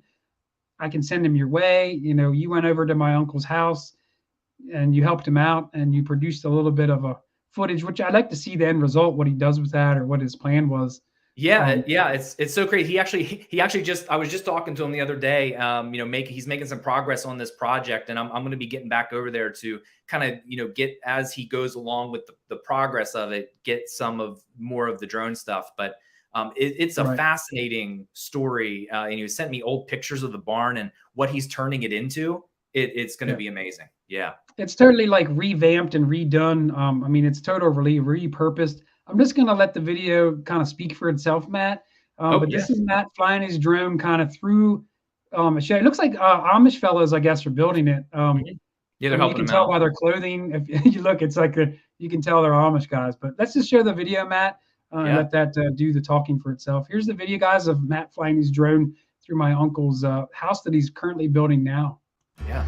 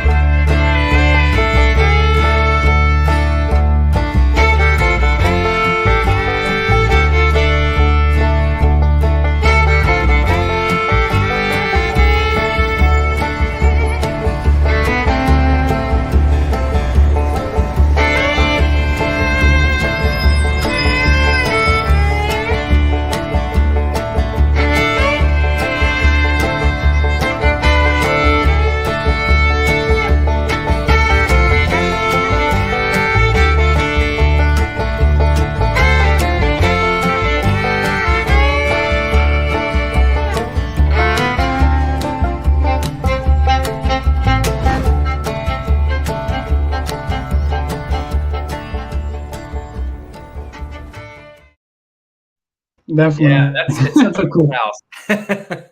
Yeah, that's really neat. Like, it's just when you swoop the drone, like just the little details I noticed, like at the end, it goes, it makes that little sound. Those are the little details that I totally catch. it's really neat to see all that stuff all that little effort. Just it's always noticed by me, and I'm sure other people as well. But yeah, I don't know. Does anybody know what that was called? We were still trying to figure out what it's called. Um, how they put those timbers together. It's got to have a name. If nobody knows, no big deal. But you got to kind of figure. You got to see what we were talking about there. So yeah, and what your uncle's doing there with that barn, and he's taking, each timber had to be disassembled, cataloged, all the nails removed, resurfaced, treated, and they're doing it all by hand. Like it's a lot of work. Yeah. Lots of work. Yeah. And like when I went there, I mean, he had each beam with like a little brass tag numbered on each beam to then know where that's going to be placed back when it's rebuilt, So yeah, but flying through the cross beams and then being able to come up through the top of that, it was cool. Yeah, real quick, Vinny says I thought I was watching something for Discovery Channel. I mean that is his quality. It's up there. It's not subpar. I mean Thank you, Vinny. Yeah, I mean Vinny knows. I mean it's somebody just typed it. I don't want to miss what they call it. Mortise and tenon. Is that right? Mortise and tenon. Yes. Yeah. That thanks, Mark, for that, buddy. I appreciate it. Yeah, that's right. We were trying to figure out what it was called. I guess something like that's probably not used too much today. I mean, for new house stuff. I don't know, but yeah, that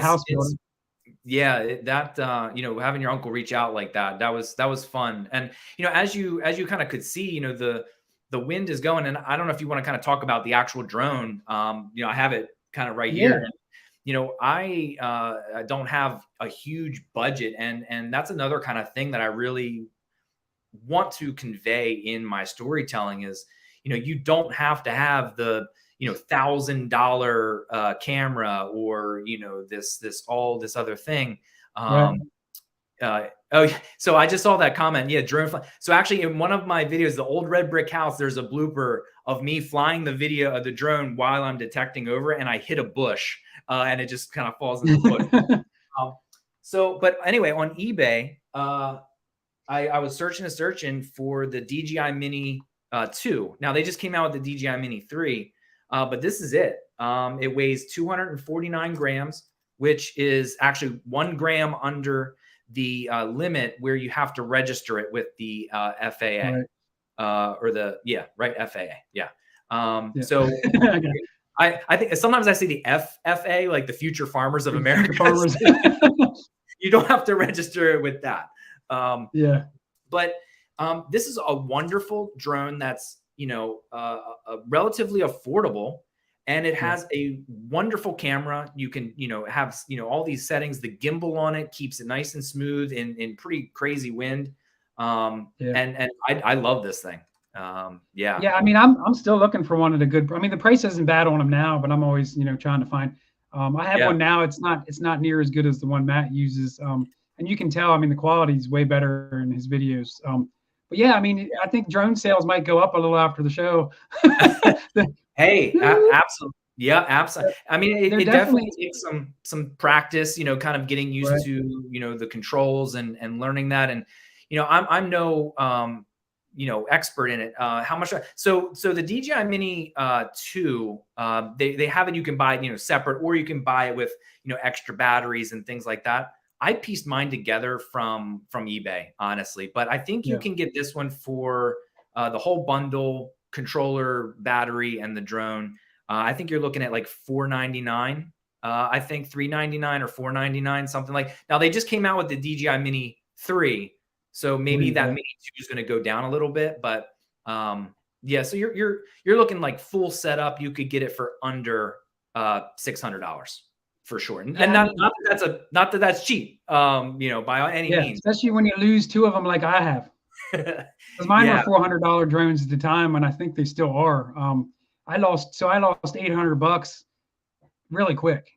And that's like, it just kills you. And that's why I still have one now, Matt, but I don't fly it unless I got to be a little too cocky when I flew it, because the right conditions and the wind, it just takes a little bit. And you forget to hit that go home button and you panic, and it just goes over the hillside, and you're freaking out. It's like, man, not cool at all. The DJI, their systems, and I don't know all about that kind of stuff, but it has like a return to home feature if it goes too far out. it'll come right back to the GPS marked spot. Landing kind of is very automatic-esque. Right. Yeah, and there's a lot of camera settings for, that price point. And, and I'm not an expert at even the settings yet. But as you saw, like, it shoots 4K. Yeah. I shoot in 1080p, but you can change the frame rate to slow it down in post to get those nice, smooth kind of cinematic things, all Yeah. from that stock. Yeah. Yeah, if I ever get one, I'm gonna probably ask Matt for some lessons. I'll have him down to one of my permissions, and we'll have to do some B-roll how-to footage, some Yeah. pointers that definitely could take from him for sure. Yeah. Um, but yeah, DJI makes great products, Matt. I mean, I use their cameras. The DJI Osmo Action Right. camera is what I use. They have a new one coming, or actually, it's already out. They make, a lot of people use The the gimbals. GoPros. They're Yeah. not bad. I Oh, mean, yeah. they're great too. I like DJI stuff. That's what Mhm. you'll see me shoot my stuff with, and I've been commended as far as the video quality is great, and that's all from the DJI product. So they make a good camera. But Oh, yeah. No, absolutely. Absolutely. real quick, Matt, I mean, so we talked about the transforming of the barn. It's not the only thing that you're kind of cool with transforming and bringing back to life. Matt sent me a clip one time. I found a coin one time, guys, where we identified it, but it was almost like totally wasted. And I'm like, I could get a little bit of glimpse of like some details of that coin, guys. And Matt ended up finding out, I think, what it was, and he put something together for me that kind of brought it back to life. And when I say that, I'm going to show a clip of what Matt did to show how a coin can look really wasted, but he did like an overlay. And we'll have Matt talk about that here after I show the Yeah. clip of kind of how he did this. But this is really neat. And this is just another way he brings life to his channel as he shows, that history coming alive. Let's just play the video clip. Here's a coin that he found personally that he overlaid to show coming alive to what it would look like, kind of new, I guess you could say. Here's the Yeah. clip, guys. So here we can see the coin. It's pretty toasted, but it still has some detail. Now watch how it changes, guys. See how he has it mutate with the details? That's really neat. And then it fades away, guys, back to where his state was. He just kind of overlaid that thing, and then it's coming back in again, guys, to look kind of original state. So Yeah. that's really neat. I thought that. How did you do that, Matt? Real quick, go over maybe how you did. You don't have to, I mean, go into detail, but Yeah. I mean, if Yeah. you want, go. So I think there, and even in some other channels that I've watched, there's people kind of doing that. When they post the find, the undug version, they'll kind of do Right. that overlay, and it's really clear they don't have that white box around it. But Right. I do that on my phone, so that's not using the computer or anything like that. And so basically, what I'll do is I'll take the dug version of the coin or whatever. And I love doing this to old pictures. If you can find a good picture that overlays with a current one, Right. it's like, that's like magic. But Yeah. you take that picture and then you find a undug version, screenshot it or save it. Right. And then I use an app, a photo editing app called Pixel XR. And it's a I'm great gonna take some free. notes. Yeah, take some. Yeah, Pixel XR is a great photo editing program. It's free. You can do a lot of Right. stuff. So then what you can do is you pull up your picture, and then you have an overlay. You tap that and you pick the picture you want to overlay, and you have to kind of pinch and move it and adjust it and play Right. around with the opacity or of it and find that where it just looks right. So Right. that coin that was your coin, right? That I did, or was that one of mine? I think don't know that. if that was. I Yeah, don't know. I I don't want to remember. say. I want to say it was your coin. I don't know. I can't remember. It was one Okay. of our coins. I don't know. That one lined up really, really nicely, I think. The B and the Liberty, it really kind of lines up there. The 1803 kind of fit in, and the bust of the face is great. But then what you do is I use an iPhone. I'm an iPhone guy. You can Right. screen record. So you just screen record, and then you go back into the app and change the transparency back and forth as many times as you want. When you're done, it saves it as a video, and then edit that video to crop out where you did your little screen record button movements. and Right. then save it. And then that's kind of how you do it. And it's a fun little thing to, like you said, kind of, when you find these dug versions of things, it's amazing, but you can't always see it what it was. Yeah. And just to kind of be able to see what you're holding, and it almost looks like magic in your hand, Right. like, bringing it back. So I like Yeah. doing that.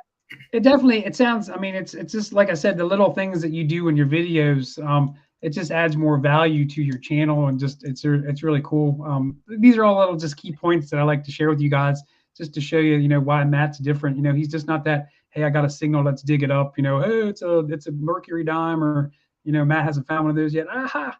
But no, it's really neat. So real quick, I think we kind of came full circle here with one of the things that we did talk about, or didn't talk about, I should say. Um, so we talked about a little bit about the permission that I found, the barber dime, and it was also the picture that I put up about you found those two V nickels.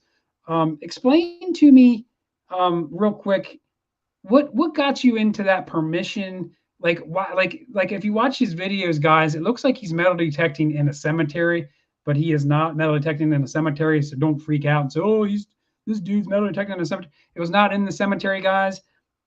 It was next to the cemetery. And Matt got this permission fair and square by doing a good deed, to get it. He just asked. But Matt, tell us a little bit about that permission. I mean, it's never been detected, I wouldn't think. And if it has, I mean, to find a barber dime like I found and the V nickels, I doubt it. So tell us a little bit about how that came about. And I'm going to show some video clips as we go along. But Yeah, absolutely. So actually, a really good friend of our families, he is the on the board of this church, and it's a very small church, but it has ties to the I want to say the almost early 1700s. It started out as a log structure that was taken down, and then another structure was built that was torn down. And in the video, you kind of see me kind of go over some of the history of that. But then there was a brick church that was again torn down in the 70s, and now the now church sits a little bit down the road. But right. our good family friend, he's the president of the board, church board, or something like that. And what he and a few other members are doing, they are redoing the original cemetery. And there's Rev War soldiers in the cemetery. There's the slate headstones that are there. This was one that we were actually working on that I helped with. So we dismantled it, cleaned it. We actually pulled the base out, put down packing stone and sand, and leveled it, and then re-epoxied it, shut. I guess it's epoxy, some kind of super cement glue, and put the obelisk back on top and all of that. But some of this cemetery had gone into disarray, and they did pretty much the whole cemetery, pretty much every headstone. And some of them, like I said, were slate. You can see like where people actually carved the dates and the names, with a hammer and chisel. Yeah. Matt, I have a video clip, Matt. I'm going to play here real quick. Yeah. It's just kind of a little skinny video here for some reason, but it kind of shows. I think it shows some pretty good footage of how messed up the stones were. Just another good deed here by Matt that was helping out.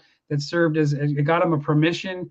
He didn't even expect that. It's just one of the things for helping out. I guess it just kind of came to him, which was really awesome. No good deed goes unpunished. It's awesome to to get something in return. Not like he was looking for that, but I mean, it's just cool what happened. Let's just play the clip, guys. Check this out. And this is what he was kind of up against, fixing some of these headstones. Yeah. Hey, Matthew here, and today we are on a cool adventure. So we're helping out with the men's group here at the church to help restore some of these headstones that have just been in disarray for over 50 years. As you can see behind me, we have a lot of the headstones that are just kind of falling apart or even falling down, and this group is restoring a lot of the headstones here. So really cool adventure. Stay tuned. Yeah. I mean, you can tell, Matt. I mean, you were there to see it, but I mean, for the people watching, still, they could see how slanted and fallen. I mean, it's been neglected for hundreds of years. I mean, it had to be. I mean, they were pretty rough. So. Oh yeah, no, absolutely, and yeah, I'm pretty sure that that area wasn't detected before. And get to talking with him. He said, hey, actually, you know what? The old church sat over on the corner opposite of where that cemetery was. And he said, hey, you know what? If you want to, metal detect there, that's absolutely fine. I told everybody in the congregation that, if they see you, that's what you're doing. And, and that worked out. And like I said, I got some bucket listers. You got a great funny find, that was located at the church. Yeah. And we even actually, while we were there, somebody driving by pulled over and said, hey, I've been trying to get permission here for 10 years. How'd you do it? And I kind of told him, I said, well, unfortunately, it was because of a connection, to the family. But, but you're also meeting another detector just driving by. He was going to the park down the street to go detect. And, that's just what I love about this hobby in the community. Like, he was like, oh, I've been trying to get there. But he asked, like, what did you find? Have you found anything? Like, this is what I found, down the street, and, kind of talking about that. But, yeah, it was a great permission, and then want to get back there for sure. Yeah. I mean, a lot of great stuff. What was that? What was the name of that video, Matt? If anybody wants to go check it out on your YouTube channel, how did you name it? I think it was the old cemetery. Yes. Yeah. I forget. But that video I'm actually featured in as well. It's me, Matt. It's we have, who else was with us? It was from the club. Yeah, so it was yourself and I and Josh from the club that day. Gene. And then Gene came with me one other time. And in the video, we can see that he found an early 1900s pin that was a oh man, I can't remember it now, but it was a great find. And I don't know if you want to tell them what you found. That was the highlight of the thing, or maybe just have them watch the video. I don't know, whatever you want to do. Yeah, no, I haven't watched it. We found a very funky thing. Yeah. It's like, why was this here at a cemetery, guys? If you have to go watch one of his videos, or just watch all of his videos for that matter, because they're all really good. He doesn't have many video guys, so just binge watch them all, because they're all like, they're very clickable and very, just watch them all, and you'll thank me later.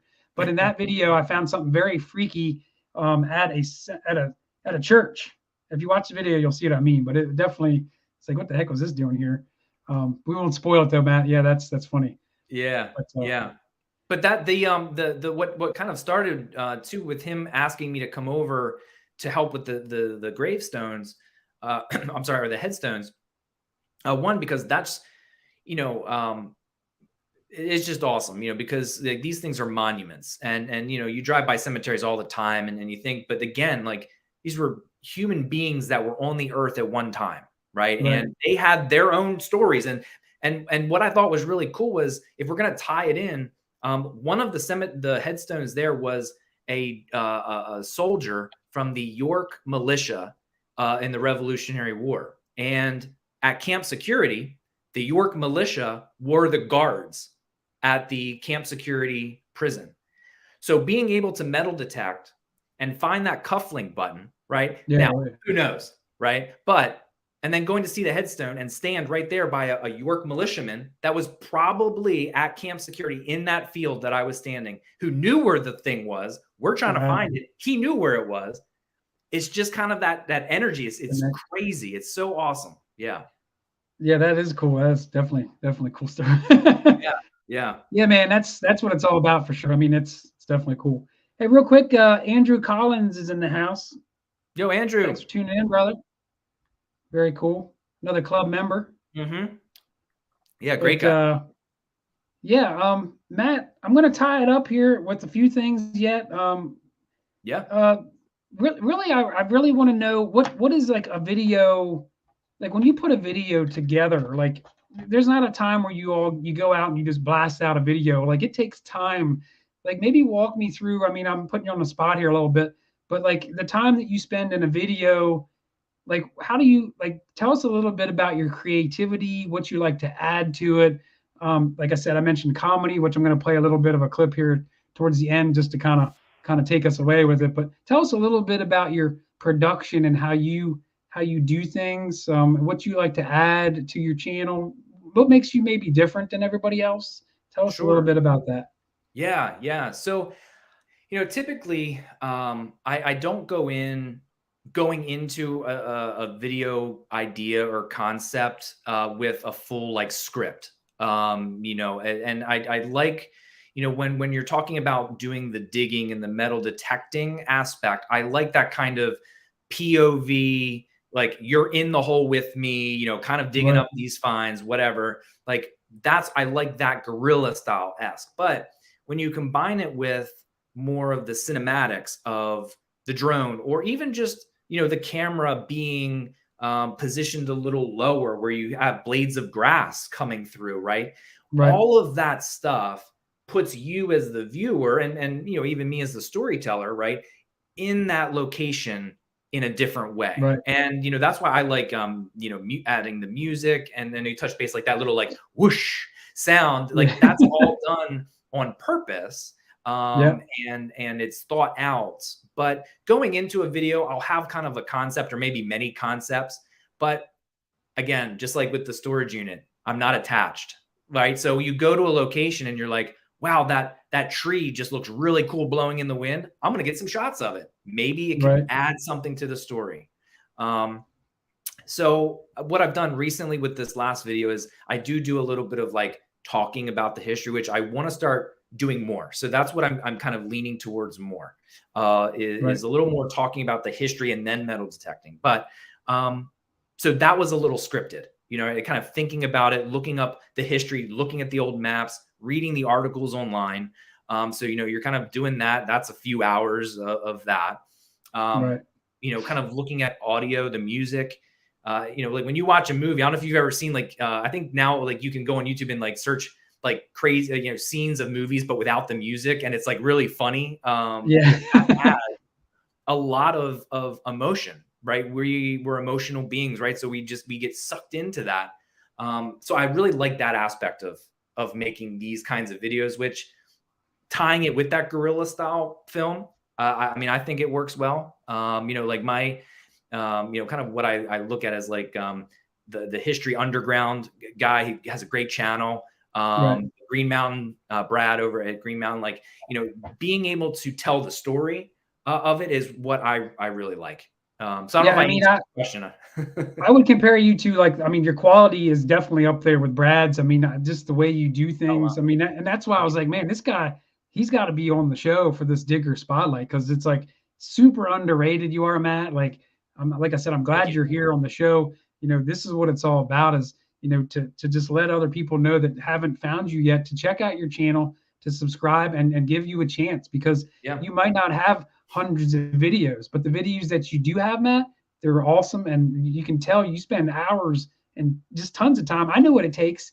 You know, Yeah. my videos aren't even as good as yours, but you're new, and I know you're going to go places here with the metal detecting stuff, whether you care or not. Probably not, because you're just all about having fun with it. But that's what it's Yeah. all about, man, and that's why it's great to have you here on the show. So Yeah, no, definitely I appreciate it, and cool. you're absolutely right. It's one of those things that oh, thank you, Power Hour. Yeah, thank you.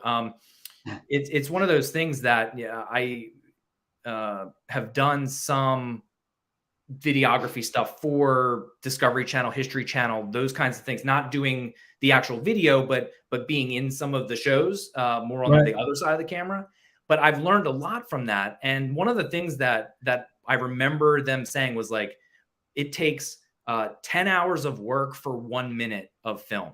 Right. So and Yeah. that's absolutely, and I mean that's a major production, but that's not far off, right? Like, you know, you have ideas and you try to get them in, and with the editing and all of this stuff and the sound, and then it doesn't work, and you maybe want to try this or this, and it's really a process. So, you know, for a 15, and as you know, and maybe some of the other people here, right, that have channels and do editing, I mean, it can, like when I said it takes weeks to edit this thing, it's, you know, 2 hours here, 3 hours there. It adds up. It adds up Right. to put out that stuff. Yeah. Oh yeah, I mean it's, and I think since you mentioned about how long and it takes, I mean it's a great time to play your bloopers clip. The Yeah. video that we've been talking a lot of tonight was, what was Yep. the name of it again? You said it was I'm sorry. Say that again.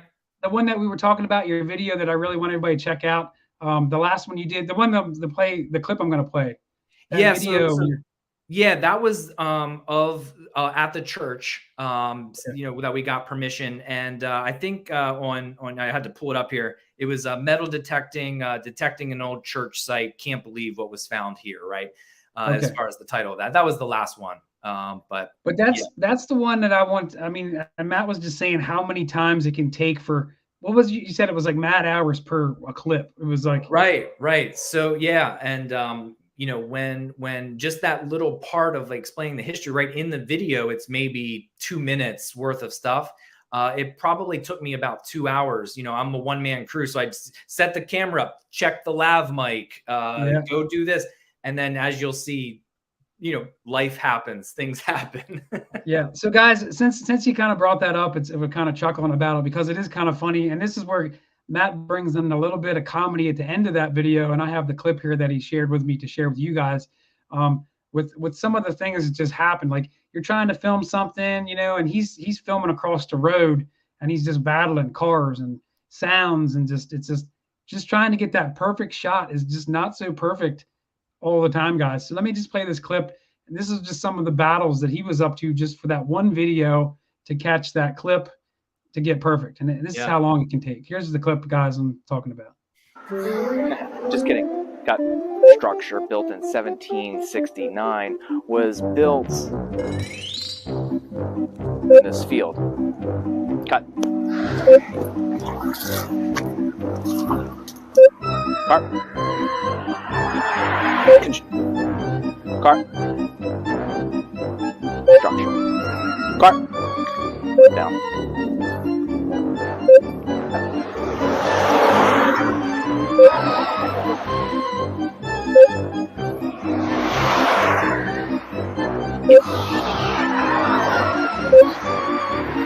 Now, after the original log structure, car. It's in the 1940s. This church.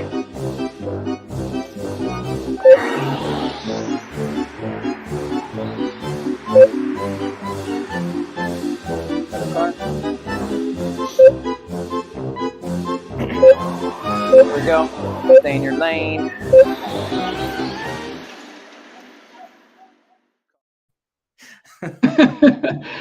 So you guys, you can see how aggravating it could have been. I mean, that was our longest clip of the night that Matt sent me, and it's just like, and I'm sure that was just probably some of his clips that he put together just to show what's involved with making a video, guys out there. It's just funny to watch that, and we were both chuckling behind the scenes there. And it was just that's great.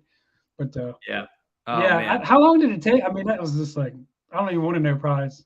So yeah, so to get that like whole talking montage about the history of the church, I mean that was probably a good 2 or 3 hours to fit into that 2-minute part that actually was worth filming. Now, like when you saw that and you see me go like, you know, cut and slap my hands or say car, that's because like I'll just leave the camera rolling, right? So you know, for sound, you know, you kind of want to like, you know, if I'm gonna remove the sound, you know, kind of lining it up with my mouth, but also to like let me know in post, well, here comes another car, you know, so I know to like ignore that clip and then, you know, take the little snippet out where it's like everything lines up right. Right. Yeah, it's crazy. It's somebody said who was it said the music definitely fits the video. That's definitely, and that's the little things I'm talking about, guys. Is let me get some more. Just the little things he adds, you know. Yeah, no, I use Epidemic Sound, excuse me, for all my music and sound bites and things like that. And I only use the basic model of that, which you know, has its limitations. But you know, you can search in. I think I searched in like clown car, and that was like one of the circus clown car was the name of that. And you know, like I said before, like the music and then that little like boop boop in between the takes makes it what that is and adds to that funny. Yeah. It's all comedic. those little key points is and that's where I said that makes you different than everybody else is just the attention to detail, guys. I know Pink Pally Allie has been asking me during the chat, so I apologize, Allie. One more thing we want to talk about before we sign out is, you know, going back to your editing and stuff. People want to know what do you use to edit with? What cameras you use? Like, what can you tell us what's your go-tos? Just some of the programs, you know, just give us a little insight of how do you use, or what, you know Yeah, what I mean, what you use? sure. So for a majority of my filming, I use my iPhone. I use I have an iPhone XR, so it's like, and now it's old. Now Right. but it has great camera to it. So for a lot of the handheld stuff, I'll use my phone. I have the drone. I do use a GoPro. And again, I got that off like Facebook Marketplace for like relatively cheap for what it was, great condition. Right. And I don't know if you can see on my detector here, I have a mount that I can mount the GoPro to. So I'll mount it there for some of the shots. Let me see the drone. I have a little lav mic that I'll use. So that's as far as filming goes, that's about all the equipment, I believe. As far as editing, believe it or not, I just use iMovie. I kind of really want to pull the trigger on Final Cut Pro, but it's $300, and you don't Yeah. need that. Yeah, you really No. don't to be able to. Now there's limitations, right? There's only so many layers in a video editing that you can do with iMovie, but Right. there's ways around it. And that's what I've been using was doing the iMovie for all the editing, and then Epidemic Sound for my music and sound effects. Right. B Higgles, thanks for popping in, brother. B Higgles is an awesome channel. He's a killer with editing as well. Since we Yeah, talked about, I saw you pop yeah, this thing up, and I was like, oh my gosh, he's checking this out. That's awesome. yeah, no, B Higgles is great with I'm a big editing. fan. Yeah, big fan. Yeah, definitely. He's actually taught me a lot of stuff about editing as well, and YouTube in general. So Yeah. thanks for tuning in there, Brian. I appreciate it. Yeah. Hey, thank you. But he said howdy, howdy. but yeah, no, that's cool. Yeah, iMovie's great, man. I use iMovie too. I don't use it on a computer like you do. Most of the stuff I use is strictly on an iPhone, just because I'm always on the go and doing stuff. I mean, my videos aren't as near as good as yours, but I mean, iMovie is great for a lot of things, and it's free. Yep. There's some limitations with music and stuff, which the part I don't like, maybe I should look into sounds. Sounds are, I don't know, they add a lot of value to a video. Like sometimes it suits the mood. I don't know if Matt Ski Searcher's in here, but we talked about that all the time. It's kind of like a buzzkill, because if you're limited with the music that you can use, it's kind of a setback, because it's like it doesn't fit the mood. Like for instance, like when we played the drone video when you were flying through my uncle's house. I mean, that music was totally fitting for just the old school. It was like it was something that it brought you back, like the clown car with your goofy, that stuff was just perfect. And that's a big deal when it comes to video production, is fitting that sound with with the clip. And that's something you definitely hit on the nail on the head on that one. So definitely neat. Yeah. No, Yeah, no, you're absolutely right. And that's a big part of editing, especially when you're doing with music or sound, right? lining it up to the beats and whatever like emotion or thing you want to convey right. is doing it. And again, like with the drone or the detectors and things like that, right? Like what is the value, right? Like you could have the Final Cut Pro, and drop that money, but to me, the value is not there yet. I don't need that yet, because iMovie is perfectly fine, right? Like paying $80 a year for the music. Okay, if that's going to give value to that, and if that's what you want, go for it, right? And if it's not going to break the bank, right? If it's not going to break the bank and that, then do it. If it gives value to what you want to convey or what you want to do. Yeah, I mean, Matt just said that they're slowly bringing in more music to YouTube Shorts. I'll be honest with you, like a lot of the times I would pick the music that I could to use, so I could, I'm monetized, so everybody likes to make a few bucks. But I was like at the point, I'm like, you know what, screw it. I just want the music to be fitting to what I'm finding. Like I did a short on Buffalo, and I threw in the Buffalo Soldier, because it was fitting, the timing was there. That's the kind of stuff that I really want to do. And you can't do that if you're limited. So I'm just like, I don't even care if it's monetized, because when it comes down to it, you just want to make a good quality video, regardless if you're monetized or not. I mean, I stopped caring, to be honest with you, because it's how I feel about the whole situation, really. But yeah, it's I mean, shorts in general are really blowing up, guys. I mean, that's a way you can add music. I think Ski Searcher was just saying they're adding more music in, and they're actually starting to let you monetize those videos. I don't know what the situation is. Oh, wow. No, shorts. And actually you got me into doing the shorts. You know, that's, you know, been really cool. You can do a lot of cool things. You got two. So if you get 2 music strikes so far, I mean, you can actually lose your channels, guys, if you got too many strikes on YouTube. Yep. So you got to be careful with it as well. I mean, metal AF detecting. I know what that stands for. But yeah, you know, it's just, I don't know. It's limited right now. So one day, hopefully, they get rid of that. You said you got into shorts. Ski Searcher got me involved with those. He's like, man, you got to bust out the shorts. They're what's kicking right now. And I'm like, man, those things are dumb. That's just not me. But he was right. I mean, right now shorts are popping, Matt. I mean, you can attest to, you've been busting some out here and there.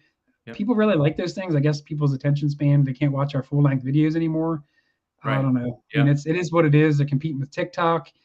So, I mean, if you guys haven't busted out any shorts yet, maybe give them a shot and try out some other stuff. Yeah. Yeah. It's so crazy, you know, how these algorithms work, right? Like some shorts get, you know, thousands of views and some get 2. Like you just, I don't know. I don't know if anybody can really master it, but you know, it's one of those things. Right. Yeah. I mean, right there, B Higgle says February 1st, 2023, ad share is 45% for shorts. So I don't know. I guess you'll make a cut of, I guess the music would probably make so much. I'm guessing, Brian, is that what you're saying? Oh, wow. You know, so, I mean, they're trying to compete with TikTok, I guess. So I don't know, whatever. It's all about competition out there these days. But yeah. Well, Matt, he says, my life profession is music and detecting. Yeah, I mean, and if you can't combine the two, buddy, it's like, what's the point? It's like, if that's your 2 cream of the crops, it's like, you know, just do it. So, right. Yeah. And that's always, and that goes back to that quality, right? Part of, you know, over the quantity. Hey, nice. 189. Awesome. Thank you. Right on. Yeah. Thanks, guys. Yeah. If anybody can post up his link one more time, guys, in the chat, we're probably going to start rolling out here. Matt, is there anything else you'd like to say? I mean, anything you can tell the community, wishing them anything. You just tell me what you want to tell me, brother. It's your show. I mean, I'm glad you came on tonight. I'll say a little bit about that. Like I said, Matt was the first of this series, Digger Spotlight. I picked him for a reason. It's just because he has a lot to, you know, give to the metal detecting community. Hopefully you'll give his videos a look, and subscribe to his channel as well, guys. Just a really cool dude. Offers a lot. Matt, anything else you want to say to close this out? Yeah, no. Thank you so much, Andy, for having me on. Like I said at the beginning, this was like kind of my like dream or my goal. You know, when like watching YouTube videos and live streams and podcasts about it, was to be on one. So I greatly appreciate it, and I'm so, you know, thankful for meeting you and getting to hang out and metal detect and you know, be a part of it. So thank you very much. And yeah, no, I just hope everybody has a great 2023. You know, keep those machines swing all the new ones. I'm excited to see videos about the Mana Core. And when you get it, you know, I'm going to be asking you to see if I can swing a couple times. No, thank you all very much. And I greatly appreciate it. Thank you. Yeah, definitely a great guest, guys. Thank you. I'm hoping, I mean, it's going to be hard to beat your show, brother. I mean, it was flawless. I mean, we just 2 of us. I mean, there was hardly any lag. I mean, this is the kind of show that I dream about, just so perfect and how everything went. A lot of nice videos. It went really good. So you were a great guest, and the first one as well. So yeah, and if anybody's in the Lancaster, PA area, you know, check out our club online, or you know, send me a message. Yeah, I'm on Instagram and you know, YouTube and all that, and we'll get out and do some digging or something. Yeah, we'll make it work. Yep, you're hitting 190 subs tonight so far. You're probably going to go up in the next few hours, I'm sure. Good deal. Thank you, everybody. Thank you so much. Yeah, a lot of people saying to just sub to his channel. Keep up the great work, Matt. A lot of great talking here. I know you can't see the chat, Matt, but if you go back and look at it afterwards, I will be. At the end of the show, you'll see Matt can't see what you guys are saying, so I'm sure he appreciates you guys all tuning in tonight to watch him. 190 and climbing, he says. Nice. Thank you so much. But awesome. Well, man, I think it's time to sign out. We went about 2 hours, which is, great. I was surprised we went that long. We had a lot to talk about and a lot of great stuff. It went great. So thank you again. Thank you so much. You got it, brother. All I'm gonna right. kick you out. Thanks again. All righty, rock on. See you. Thank See you, man. Peace out. All right, guys. That's it for tonight's show. We're gonna sign out. We're gonna cue the music, and we're gonna shine out. So I appreciate you guys coming in, and I have a good show lined up here soon about Native American Indian artifacts. I have a special guest coming on to talk about that stuff. If you guys are into Indian arrowhead stuff, points, rocks, all that stuff, I have a lady that's got tons and tons of experience with this stuff, guys. Stay tuned for the show. It's going to be, I'm not quite sure when yet, but it's going to be a good one. So stay tuned, and we'll see you soon.